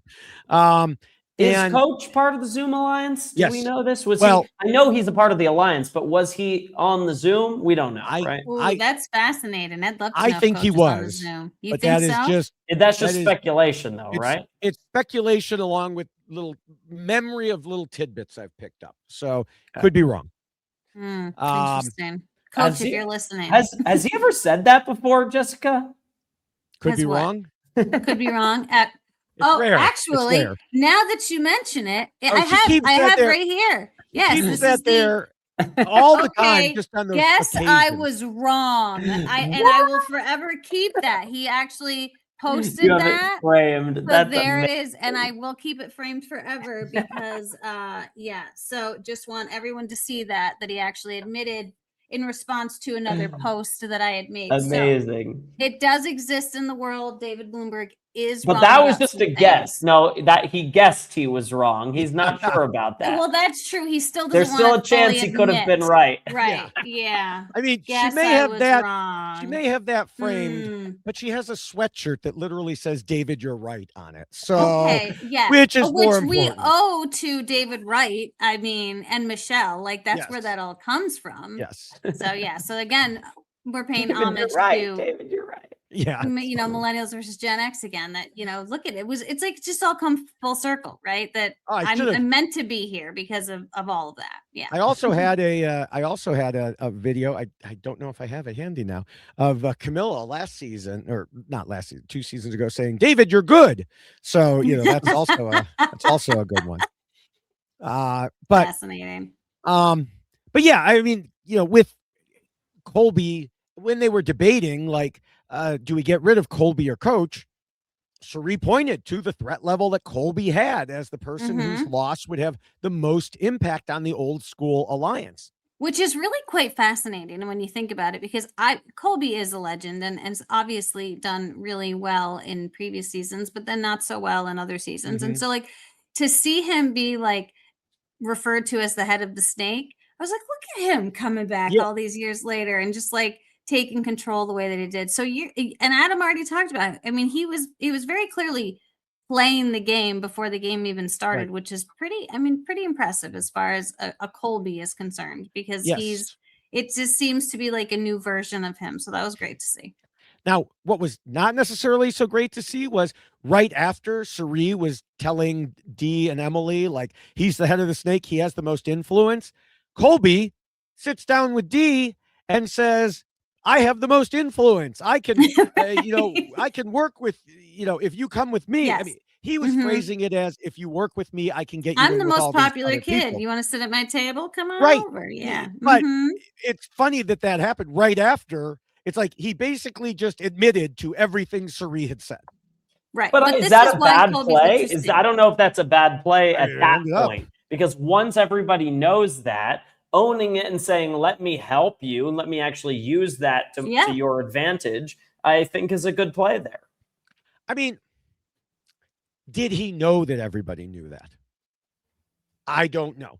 But they did. So they did know. He didn't know, he suspected, and he was right. Yeah. But I still think it's like, I don't know. I understand what he was going for. I just don't think it's the right play to tell Dee, I will get you in with my group because I have so much influence. I think if you know anything about Dee, Dee is going to say, oh, you have so much influence, get out. Get out. I mean, just having seen her play the game, knowing how she thinks. She doesn't want to be with the people who has the most influence. She wants to be the person who has the most influence. Well, and she did on that particular tribal council too. She was basically holding court, they said, because she had immunity. Yeah. So, going back to Kamilla, I do want to mention there was another issue in this rule with her, because when she and Dee flipped to blindside Charlie and not tell Jonathan, this was a perfect example of what I'm talking about with Dee. They were basically stepping up to a power position. They chose the target. They chose who not to tell. And that meant they were capable of doing that again in the future. I don't think that's the type of alliance Jonathan envisions being a part of. Again, he doesn't want to be with people who are making the decisions. He wants to be making the decisions. So that made Kamilla a threat. Genevieve, as you mentioned, Adam, also had some of that coming into the game, especially apparently from Aubrey. But, Genevieve told Mike Bloom, the only explanation I've ever got is that it was, quote, all out of respect. And where would that respect have come from? Well, of course, we know that was her previous time because that's the only place it could have come from at that point in the game. And so that's the likely reason Aubrey was so wary of her from the start, as they basically circled each other like two dangerous predators. And, Aubrey said she did not trust Genevieve and believed that they think alike, and she would have to cut Genevieve's throat before Genevieve cut hers. And again, all from before the game. Yeah, this is why we've said it multiple times, but it really is about a lot of trauma and pre-game issues and how you played the game previously. So to try to get away from any of that idea of being a threat is incredibly difficult when it is a returning player season and you have so much information about the people you're playing with. I also think this is both Aubrey's trauma and adaptation, because the last time she got raked over the coals for telling everybody, I'm with you, I want to work with you, I want to work with you. So she probably came in this time and was like, I need to make it clear that I'm against somebody. Yeah. It's a reaction to the last time she played and the reason she was voted out. Yeah. Or at least if you're going to tell everyone that, you have to use different words. Can't say the same words to every player. Yeah, but I think her lesson here is I need to have enemies. Right. Yeah. She'll have to find a new one now. Her super villain enemy is gone. All right, well, moving into Rule 7, it covers idols and advantages in game mechanics, and we mostly have only one person to talk about here. That would, of course, be the person who found 2 idols, yet was not allowed to keep either of them. Ugh. And yes, that had to be frustrating for Genevieve. She told Mike Bloom she used the first one to build bonds on her tribe by sharing the information and working with others to show she was taking their thoughts into consideration and not trying to use it against them, thereby building trust. And I think that was very smart thinking on her part. I think she's playing the best way she possibly can with the terrible hand that she was dealt, because I do think that if CBS, Survivor, powers that be are interested in utilizing the boomerang idol as they have been, I think it still needs to require a choice for the player to utilize it as a boomerang idol or keep it for yourself, because the way in which she wanted to play it is a great idea and how you're going to potentially build trust with someone by delivering it to someone else. But if that's the choice that the player is making, so I can keep it or I can utilize it to try to further my game, I just feel like there needs to be a choice for the player to actually keep an idol that they find, as opposed to being forced to have to figure out who to give it to. Although I can appreciate the reasons why she chose the people that she did. The people, because 2, not just 1. So I think if they made that optional, it would happen approximately 0% of the time. Yeah, you'd have to make it more disagree. powerful to give it away. Yeah. But I hate the fact that this is what, maybe when, I don't know, if you've already found a boomerang idol, now you get to choose to keep this one if you want. I just, something like it's really, I just think that it's, I can appreciate the idea, but it's also really frustrating. It must be frustrating for someone like Genevieve to know that she has found the one thing that could potentially save her. And, you're not allowed to keep it. So we were just kidding. You got to give that to somebody. And good, you found another one. Guess what? You have to give that one away too. Yeah, I mean, it's blame Billie Eilish. She's the one who chose it. She's clearly super involved. Yes, that's probably why she realizes it was a terrible idea, and that's why she's been hiding and not getting involved. Now, Genevieve was, I complimented her for how she used that idol to try to further a social game, and she was also right, as we talked about, to figure out that Aubrey had an idol, even though the timeline, as we discussed, did not make it look that way. But whatever the timeline was, it's great she was right, but much like finding those 2 idols, what did it gain for her? Nothing. Yeah, nothing. So, but she gets our compliments. So what more could you ask? Like Adam, you asked earlier, what good does it do if you play this way and it still doesn't matter?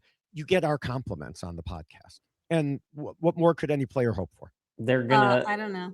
they're going to sleep soundly Yes. in the pile of not money, Yeah. but compliments. Yes. I think I'll take the money. Well, now, the other items Genevieve had an interaction with was, of course, her shot in the dark. We saw her in the voting booth contemplating the odds, what they were, that Christian wanted to work with her, and if they were more than 1 in 6. And she definitely, and somewhat obviously, came to the correct answer that the odds that Christian was going to work with her were way less than 1 in 6. I believe they were 0 in 6. And she doesn't have to deal with the repercussions Right. of not trusting him like Kamilla did, because Kamilla was theoretically in an alliance with Jonathan. She was not in an alliance with Christian. Right. So Right. Mhm. not as damaging if she's wrong. Yeah. So again, it didn't hit, but at least she made the correct decision and she gets our compliments. Compliments And again, she'll yeah. sleep soundly. That's right. I do also want to bring up Colby here, because he amusingly said near the start of the game, I don't have the mental capacity to keep up with everything that's in play with the new era.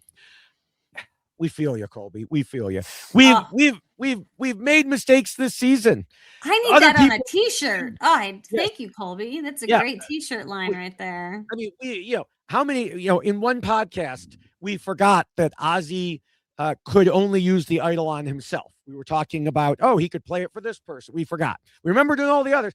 I believe that on Know-It-Alls this week, Steven made the same mistake. I think he was talking about that. So yeah, it's a lot to keep track of. Mhm. And so, Colby, we get it. We get it. But we also know Colby lost his vote and therefore his chance to even play a shot in the dark, which, was what he said sealed it against him. And I mentioned a little while ago, I have to disagree with that. I think even if he had his vote, it still would have come down to the other 3 choosing between him and Coach.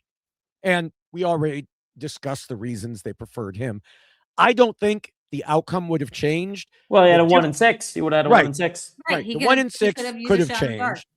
Mm-hmm. And the other difference was they would not have been honest with him about voting him out, just in case they could fool him into not playing his shot in the dark.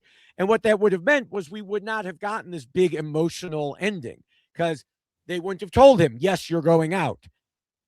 He wouldn't have given this speech at the end and everything else. Everybody in tears there. We would have missed all Almost of everybody. that. Almost everybody. Yes. Not Emily. She's controlling her emotions or trying not to get dehydrated. That's the real play here. Let everyone else get dehydrated and you keep it in. Yeah, no, she's just telling everyone secrets. Yeah, well, Adam advocates that. So He does. He's They're making out very, there. very valid points. I'm not disagreeing with this. I think this is incredible. Who thinks Too many people on a tribe for secrets. Yes. And the people that are doing the best are the ones that are sharing those secrets, and people are going, wow, they really trust me with this information, even though they're telling everybody. I don't know. We're just talked about Colby and he shared secrets. So everything in you have to read the room. You have to kind of figure out where things are at and how other people are going to interpret the information that you're Right. sharing with them, and all of those things you have to consider for sure. Mm-hmm. All right. Well, we have Appendix A still to deal with. It discusses players keeping their end goals in mind when voting. And we talk about voting out the weak, then the strong, then the weak, then the strong. But in a weird situation like this, it's all about the first part, keeping your end goals in mind, which basically means making it through this bad twist while putting yourself in the best situation you can for moving forward. Thank you for calling it a bad twist. Well, I mean, it is. I know, but you've acknowledged it. And I appreciate that, because I feel like we were being muted just a little bit about that being. No, I just said we wanted to stay off our soapboxes because we knew it was bad, and then you took your soapbox out anyway, so it didn't even matter. Only just a little bit, just for a little bit. All right, Mom and Dad, stop fighting. All right. Well, Jonathan was the key decision maker when it came to Kamilla's vote. And before we started discussing the rules, we talked about him recognizing the need to play the game, not relying on honor and integrity, and that he needs to actually make moves. I think understanding that gave him the flexibility to decide between his 2 main alliance groups, the old school / Zoom players or the new era people. And even as But he had to. Well, Like, yeah. Either way, Right. he had to. I just don't get what like playing here looks like versus not playing. Well, Like he's placing like, I don't know. He's with both of them, right? So which one's the loyal, honest and integrity move, and which one's the schemer move? I mean, yeah, the thing is, I think, and this is something he talked about too, is he acknowledged, again, the so-called honor and integrity type of play wouldn't work, but you want to work with them, as we talked about earlier. So would you rather work with, he was forced to make a decision. That's true. But was it the right decision? We won't know. This came up on Know-It-Alls also. We I won't just don't know which until one next week. the honest move. Well, the honest move is going with your honor and integrity group because, well, it's both. But you're still not being honest. You're being dishonest. Right. It makes you look more honest and to that group. And to that group. Right. Right. Those people won't stab you in the back. It's perspective, right? It's however people are going to perceive you. But from a playing standpoint, those people are not going to stab him in the back. He can wait and stab them in the back, much like we talked about him and Colby also discussing. But if he goes with the Kamilla group, he's already been maybe not quite stabbed in the back, but stabbed near the back. Right. So he knows that. And he knew, obviously, like you said, he was forced to make a decision to have one group mad at him or another. And I mean, I don't know. He mentioned something about, there'll be, one group will come for vengeance or the other. I don't know about the vengeance aspect of things, but it would just be so much more obvious to the honor and integrity group if he went against them and against honor and integrity and honesty and all those, loyalty, all those other words that go together. And I just think they're easier to beat later if that group stays together.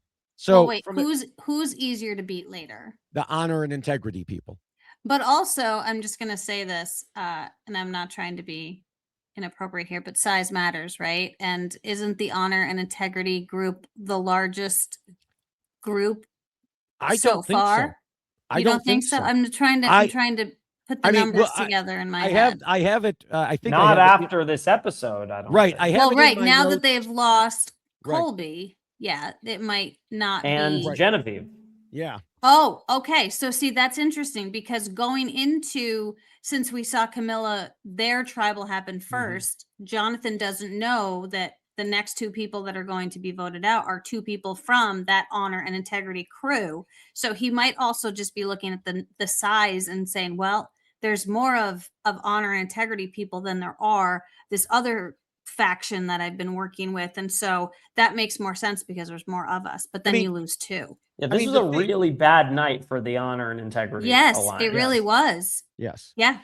I mean, the thing is, it's hard to say what the group is. There's the honor and integrity group, and then there's the non-honor and integrity group. But who knows if all those people are really together? There could be little crack.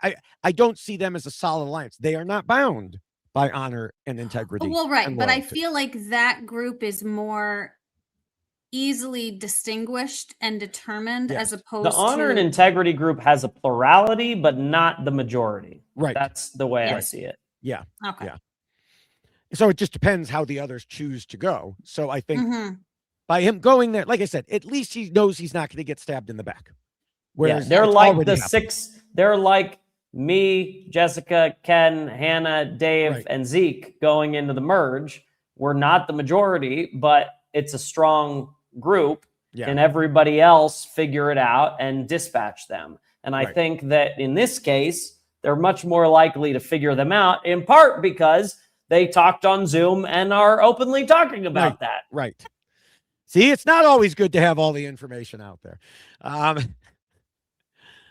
right. Well, moving to Genevieve. I touched on this a bit earlier, but there was this disagreement between Devins and Aubrey about who to vote out. And Aubrey wanted Genevieve gone for all the very good reasons we have spent the last 2 hours discussing. Devins proposed voting Joe out because Genevieve could have had something that, while they knew, Joe did not. As Devins said, there was a small risk in voting Genevieve versus no risk in voting Joe. Except, of course, that small risk was made much larger for him because it was all aimed at him. So I understand why he pushed for it. But even though we didn't see the resolution of the discussion, we saw the outcome. And I suspect, as I've already indicated, that Aubrey pushed back hard and said, no, we got to get rid of Genevieve. She, she may be a small risk to Devins now, but she would be a huge risk to Aubrey later if she were allowed to remain in the game. And I completely agree with that sentiment. And she's also got an idol that she could be like flaunting as well because, she got one. Yeah. And Genevieve doesn't. Yes. Now, speaking of Aubrey's decision, she absolutely did the right thing in saying she would play her idol. But once the shot in the dark failed, not playing it. We talked about this I earlier. don't think that's fair. Yeah, I do not think that there's lots the of shot in the dark should be read. No, I think that you need to Jeff has to call it. Be like, okay, you're gonna play anything? And I understand pausing and waiting to see if anyone's gonna do it, but I just feel like there's got to be a moment where okay, that's it, nothing more can be played, and then you read the shot in the dark. Jeff likes the drama. I mean, when Rachel used the shot in the dark to see if she needed to play her idol.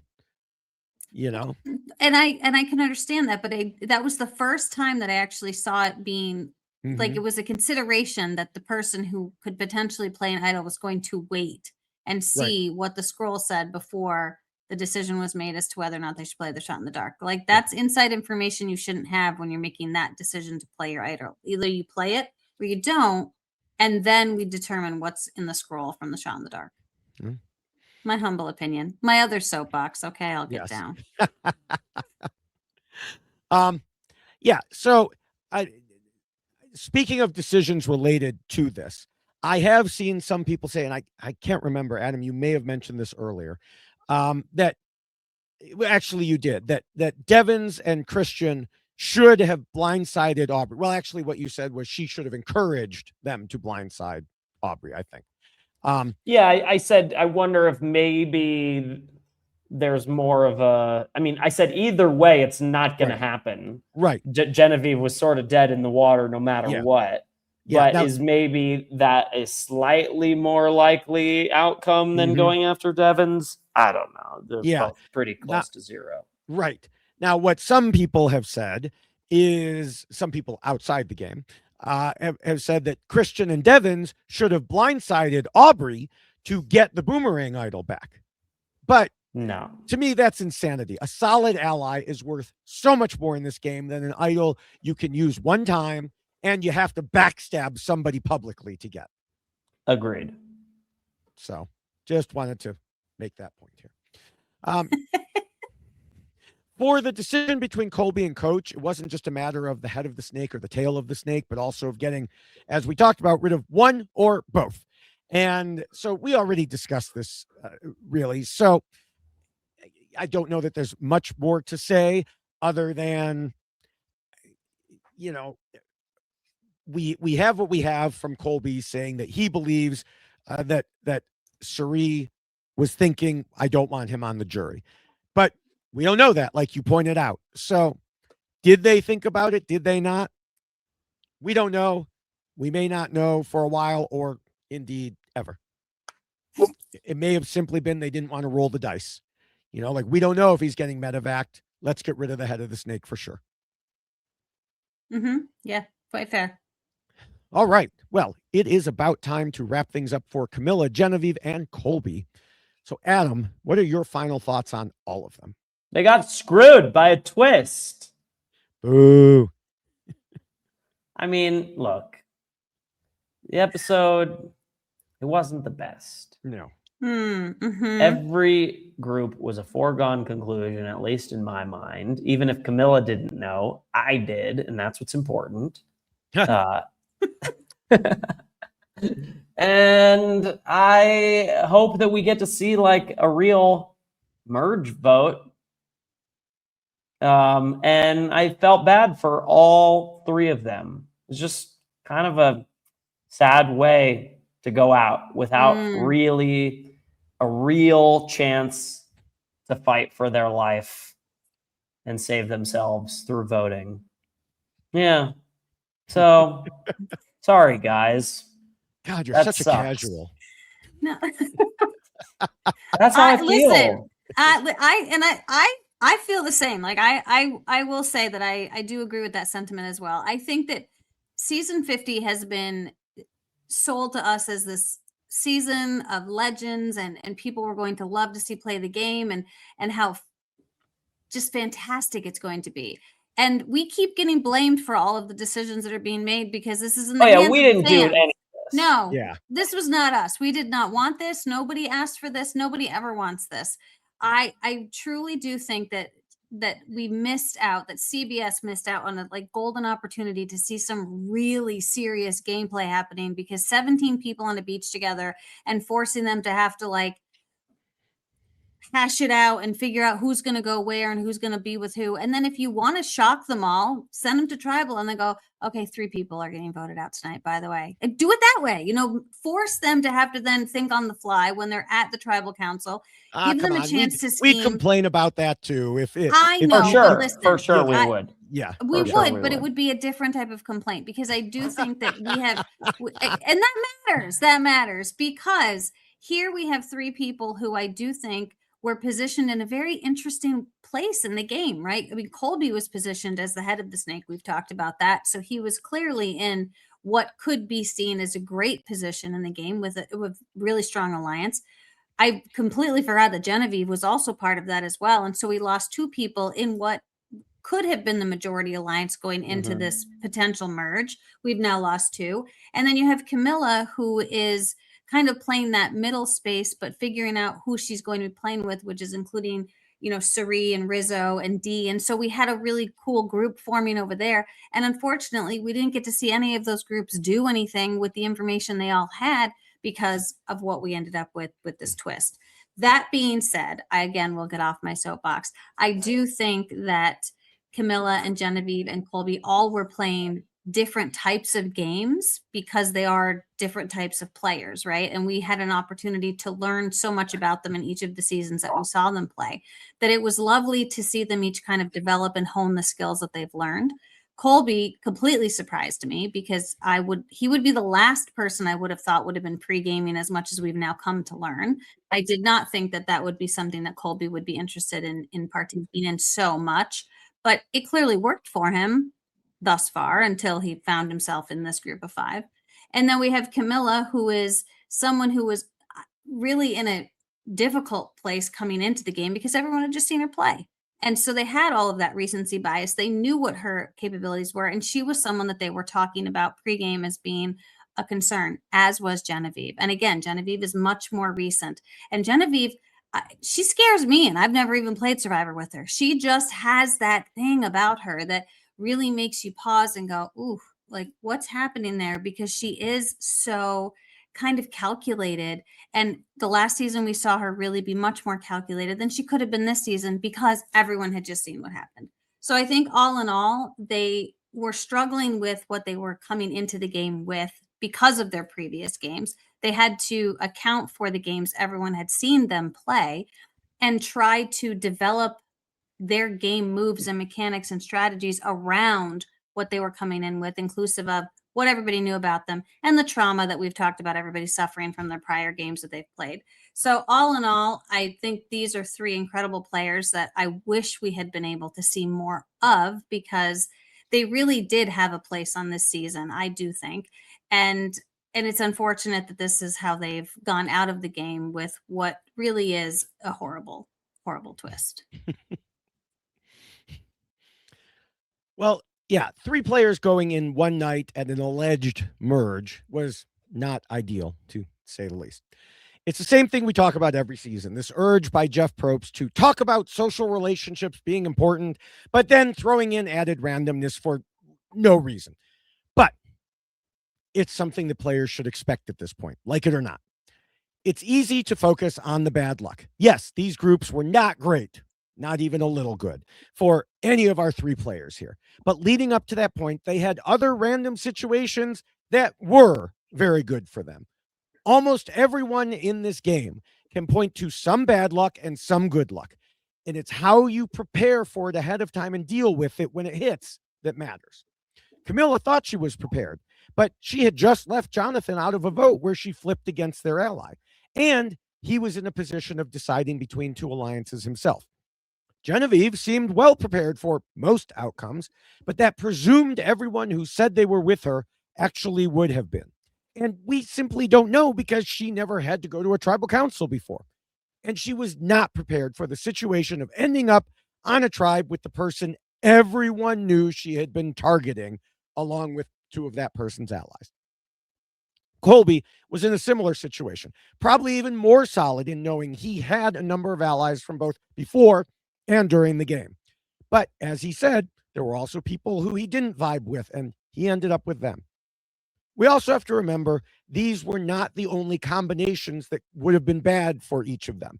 Devins and Christian were not the only two people in the game who wanted to work with Aubrey. Cirie, Dee, and Emily were not the only people in the game who would want Colby out. And Kamilla was in a similar situation that seemed to hit harder because it was Jonathan who turned on her. I was sad to see each of these players go, though I also would have been sad to see most of the other choices go as well if things had turned out a little differently. Each of them had good aspects to their games, but each also made mistakes of one type or another relating to their position in relation to those around them. Colby had a well-defined set of allies, meaning other people also knew where they stood with him. And he could have addressed some of the problems he faced by pushing harder, for example, to throw a challenge earlier. Genevieve made it clear to every person in Fiji who her target was. Kamilla pulled a fast one on the very person she needed to count on in this vote. As a quick side note, I want to mention I definitely enjoyed watching Colby this time much more than last, maybe more than any of his previous appearances. And he clearly enjoyed playing it more. I'm glad he could leave on this higher note, even telling the other four to find the joy in the game. Based on the way each of these three left and what they said in interviews, I think all of them found the joy, even if they had bad luck. Because sure, luck played a huge role, as it does or can whenever there's a swap, a merge, what immunity challenges played on a given day, who is in what group for a reward challenge, and even what starting tribe you're put on. Colby asked Rob in their interview if Rob saw anything he could have done. And Rob said, no, not with that draw. And I tend to agree once they got to that point. But there were things he and the other two could have done before that, as we discussed. It's not only the end point that's important, it's everything that led up to it. And that is why Kamilla, Genevieve, and Colby lost. And they got unlucky. Yes. Well, I said that. Those damn rocks. Very well done. All right. Well, before we get to our predictions for next episode, I want to mention that next week we are continuing the David versus Goliath train. And it is David Wright joining us. So, Yay. Woo, woo. Yes. Very exciting. You know, I married him. Pardon? You know, I married him. I Not did like not know you married. married him. You- Are you like Cirie, or you're I've married a lot of people. Actually, marrying someone one too in many. October. One too many. I'll say that. I'm sorry, I shouldn't laugh. It's kind of funny though. I'm glad you could say that. I'm glad you could laugh. Yes. No, I've officiated 5 weddings. Wow. And David Wright was one of them. David Wright officiated my wedding. Whoops. Yes. His He was record's amazing. not so good. Not so good. We'll try not to bring that up next week. All of my marriages are still together. Mm. Well, good. Well, Yeah. I will be officiating Well, a except wedding my in own, October. but- So this will Yeah. be. You'll be what? I'm officiating a wedding in October. Oh, So, Universal Life Church? I haven't done it yet, but I Oh, need okay. to. Yes, yeah, it's I have easy. to. You just put in your email. Wow. Join me and Jeff Probst. I know. This will be so much fun. I'm excited. And David, apparently. So That's right. And David Wright. Yes. all right. Well, we do want to remind everyone that the rules we just discussed are available as a poster, Yes. a poster And on a a shirt. t-shirt, and a checklist on a t-shirt. So as I had mentioned, in case you didn't have your pen and paper handy at the time, go to robhasawebsite.com/yxlostfeed, and you can scroll down and click on that. Now, Adam, before we get to predictions, where can people find you online? My website, if they want help with their audition video for any show, is adamklein.com/casting. My Instagram is Survivor Adam. And I basically don't use Twitter or X very much anymore. So, but I guess they can tweet at me or X at me or whatever at Adam Scott Klein, I guess. He sounds like me. I really don't spend very much time on social media nowadays, but I am at Jessica Lewis 89 on Blue Sky and Twitter or X, whatever you'd like to call it. And I'm at Jessica Lewis 6789 on Instagram. However, I will say much of the content that I do put onto my Instagram account comes from David Bloomberg's, I should say my stories, because I just steal everything David Bloomberg posts. He has become a social media guru, and he has so many platforms that he has a link tree in order to find all of the content that he does post for the world. So David Bloomberg, talk about your link tree, would you? Yes, you can find that at Linktree/David Bloomberg. You can find me directly on Blue Sky as at David Bloomberg, and on the video sites, YouTube, TikTok, and Instagram is at David Bloomberg TV. I continue to post about 2 or 3 reality TV short videos every day, almost all about Survivor 50, but sometimes other things strike my fancy. I posted one about a local news show that was a very awkward moment that I just happened to see. I posted about a British TV crime dramedy that mentioned Billie Eilish and answered the question of what does this have to do with Billie Eilish? So I posted that, and that was a very funny coincidence. It just happened to be on last week. So yes, you can find all of those things, like I said, at David Bloomberg TV. Just be careful, Jessica, because I used to always share my ex-wife's stuff, and then if anything happens with this podcast, he deletes all his stuff, half of your posts are going to disappear off your page. Well, so that's why she said she does stories. Stories only last a day anyway. Stories only last a day anyway. Yeah. So so it wasn't meant to last. Yeah. I will be mindful of that in the future. You could just see your whole social media page just disappear overnight. I mean, it pretty much has anyway, so she doesn't. No. So, all right. Well, predictions. Next week, we know Jonathan and Dee get into it, presumably about him voting out Kamilla, and Coach gets pissed. Other than that, I can see from press photos that the players will be split into 2 groups for a challenge. It seems to be the reward challenge, and then like someone from that reward group goes on to win immunity. That seems to be the type of challenge that it is, probably. So we will probably only say goodbye to one person next week, which could be interesting in a 14-player vote. We'll finally get to see how all the different pregame and in-game alliances line up for a moment here. This is how I see it. The group with the most overlapping allies appears to be Cirie, Ozzy, Rizzo, Christian, Devins, Emily, Dee, Aubrey, and Tiffany. Which is a 1, 2, 3, 4, 5, 6, 7, 8, a majority. If those stay together, then the honesty integrity group is in trouble. And so in that case, Jonathan chose poorly and could pay for it immediately. I do think that Jonathan going is unlikely if we consider Hubicki's Law, because Jonathan was featured in the preview, as was Coach. Usually you're featured in the preview, you're not the one going home. So if we go with that, unless you're I think Pardon? Unless you're me. Well, there are rare exceptions, but yes, what is it? Every law has its exceptions, but my thinking is one that Jessica will not like. I think it will be someone quieter in that group. Chrissy. No, it can't be. It just can't be. She's my winner pick, so she's not going anywhere. That's all there is to it. Well, then who do you think it'll be? God, I don't even know. All right, so let's see. Who are we left looking at here? Gosh. Adam, do you want to go while she thinks? I mean, I definitely think it'll be somebody from that group.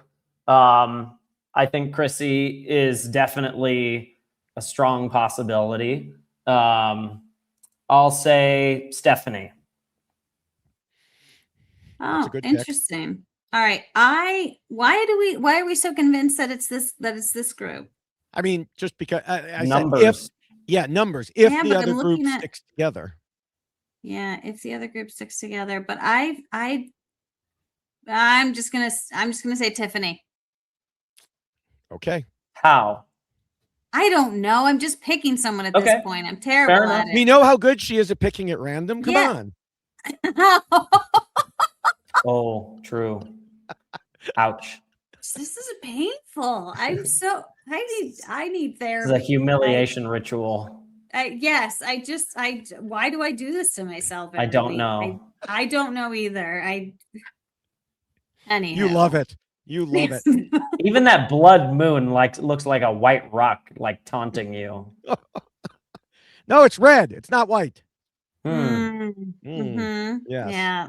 It's all, listen, it is what it is at this point. If I can't laugh at my life, then I would just be crying all the time. So same. Yes. All right. Well, as we wrap up here and before everyone starts crying, I want to encourage people to check out the RHAP patron program at robhasawebsite.com/patron, where you'll get access to all the special podcasts that are only available to patrons, plus the Facebook groups and Discord. And of course, you support shows like ours and everything on the network, robhasawebsite.com/patron. And make sure you're subscribed to all the RHAP Survivor podcasts by going to weknowsurvivor.com, where you can find all of the Survivor-related podcasts. Yes, and we would like to thank everyone at RHAP for all of the incredible content that you do create and all of the work that you do. Thank you to Scott St. Pierre for leading the charge on the editing that is done not just for the Why Blank Lost podcast, but for all of the content that you did just hear about. And also thank you to Will from America for the theme song that you hear at the beginning of the audio version of this podcast. So thank you for that, Will. It's lovely and catchy. It's a great tune. And I must say, thank you so much, Adam Klein, for joining us, because it has been a long time since we've had a chance to do this, and it's always lovely having you, and you have a special place in my heart. You always will. So thank you so much for being here. We appreciate that. Love you too. Thank you, guys. Yes. Thank you from me also, Adam. It was great to have you. It always is. Thank you, Jessica. It is always great to have you. Even if I may make little jokes, it is even if it's traumatic. Yes. I want to give a special message. Go Illini, Final Four, and waiting to see if the prices drop enough. I'm 3 hours away. If they drop enough, that'd be fun. I may do it. What's the threshold? What does it have? What does it have to get to? I don't know. That's the thing, because I saw them drop. And I don't know, because it depends on where the seat is, because it's in a football stadium, it's a basketball game in a football stadium, which means there are some seats that if I could actually see the game, I would pay that price. But I'm not paying $400 to be like, is there a game going on somewhere? Yeah. So that's, if it were $400 to have a seat right up front, sure, I'm there. That's not going to happen. So we'll see. Have to make that decision right about the time this podcast hits it actually gets published, I think. So, but in the meantime, I will be on social media if anyone wants to contact us, and then we will see everyone in a week with David Wright. Bye.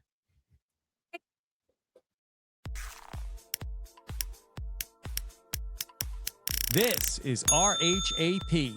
We know reality TV.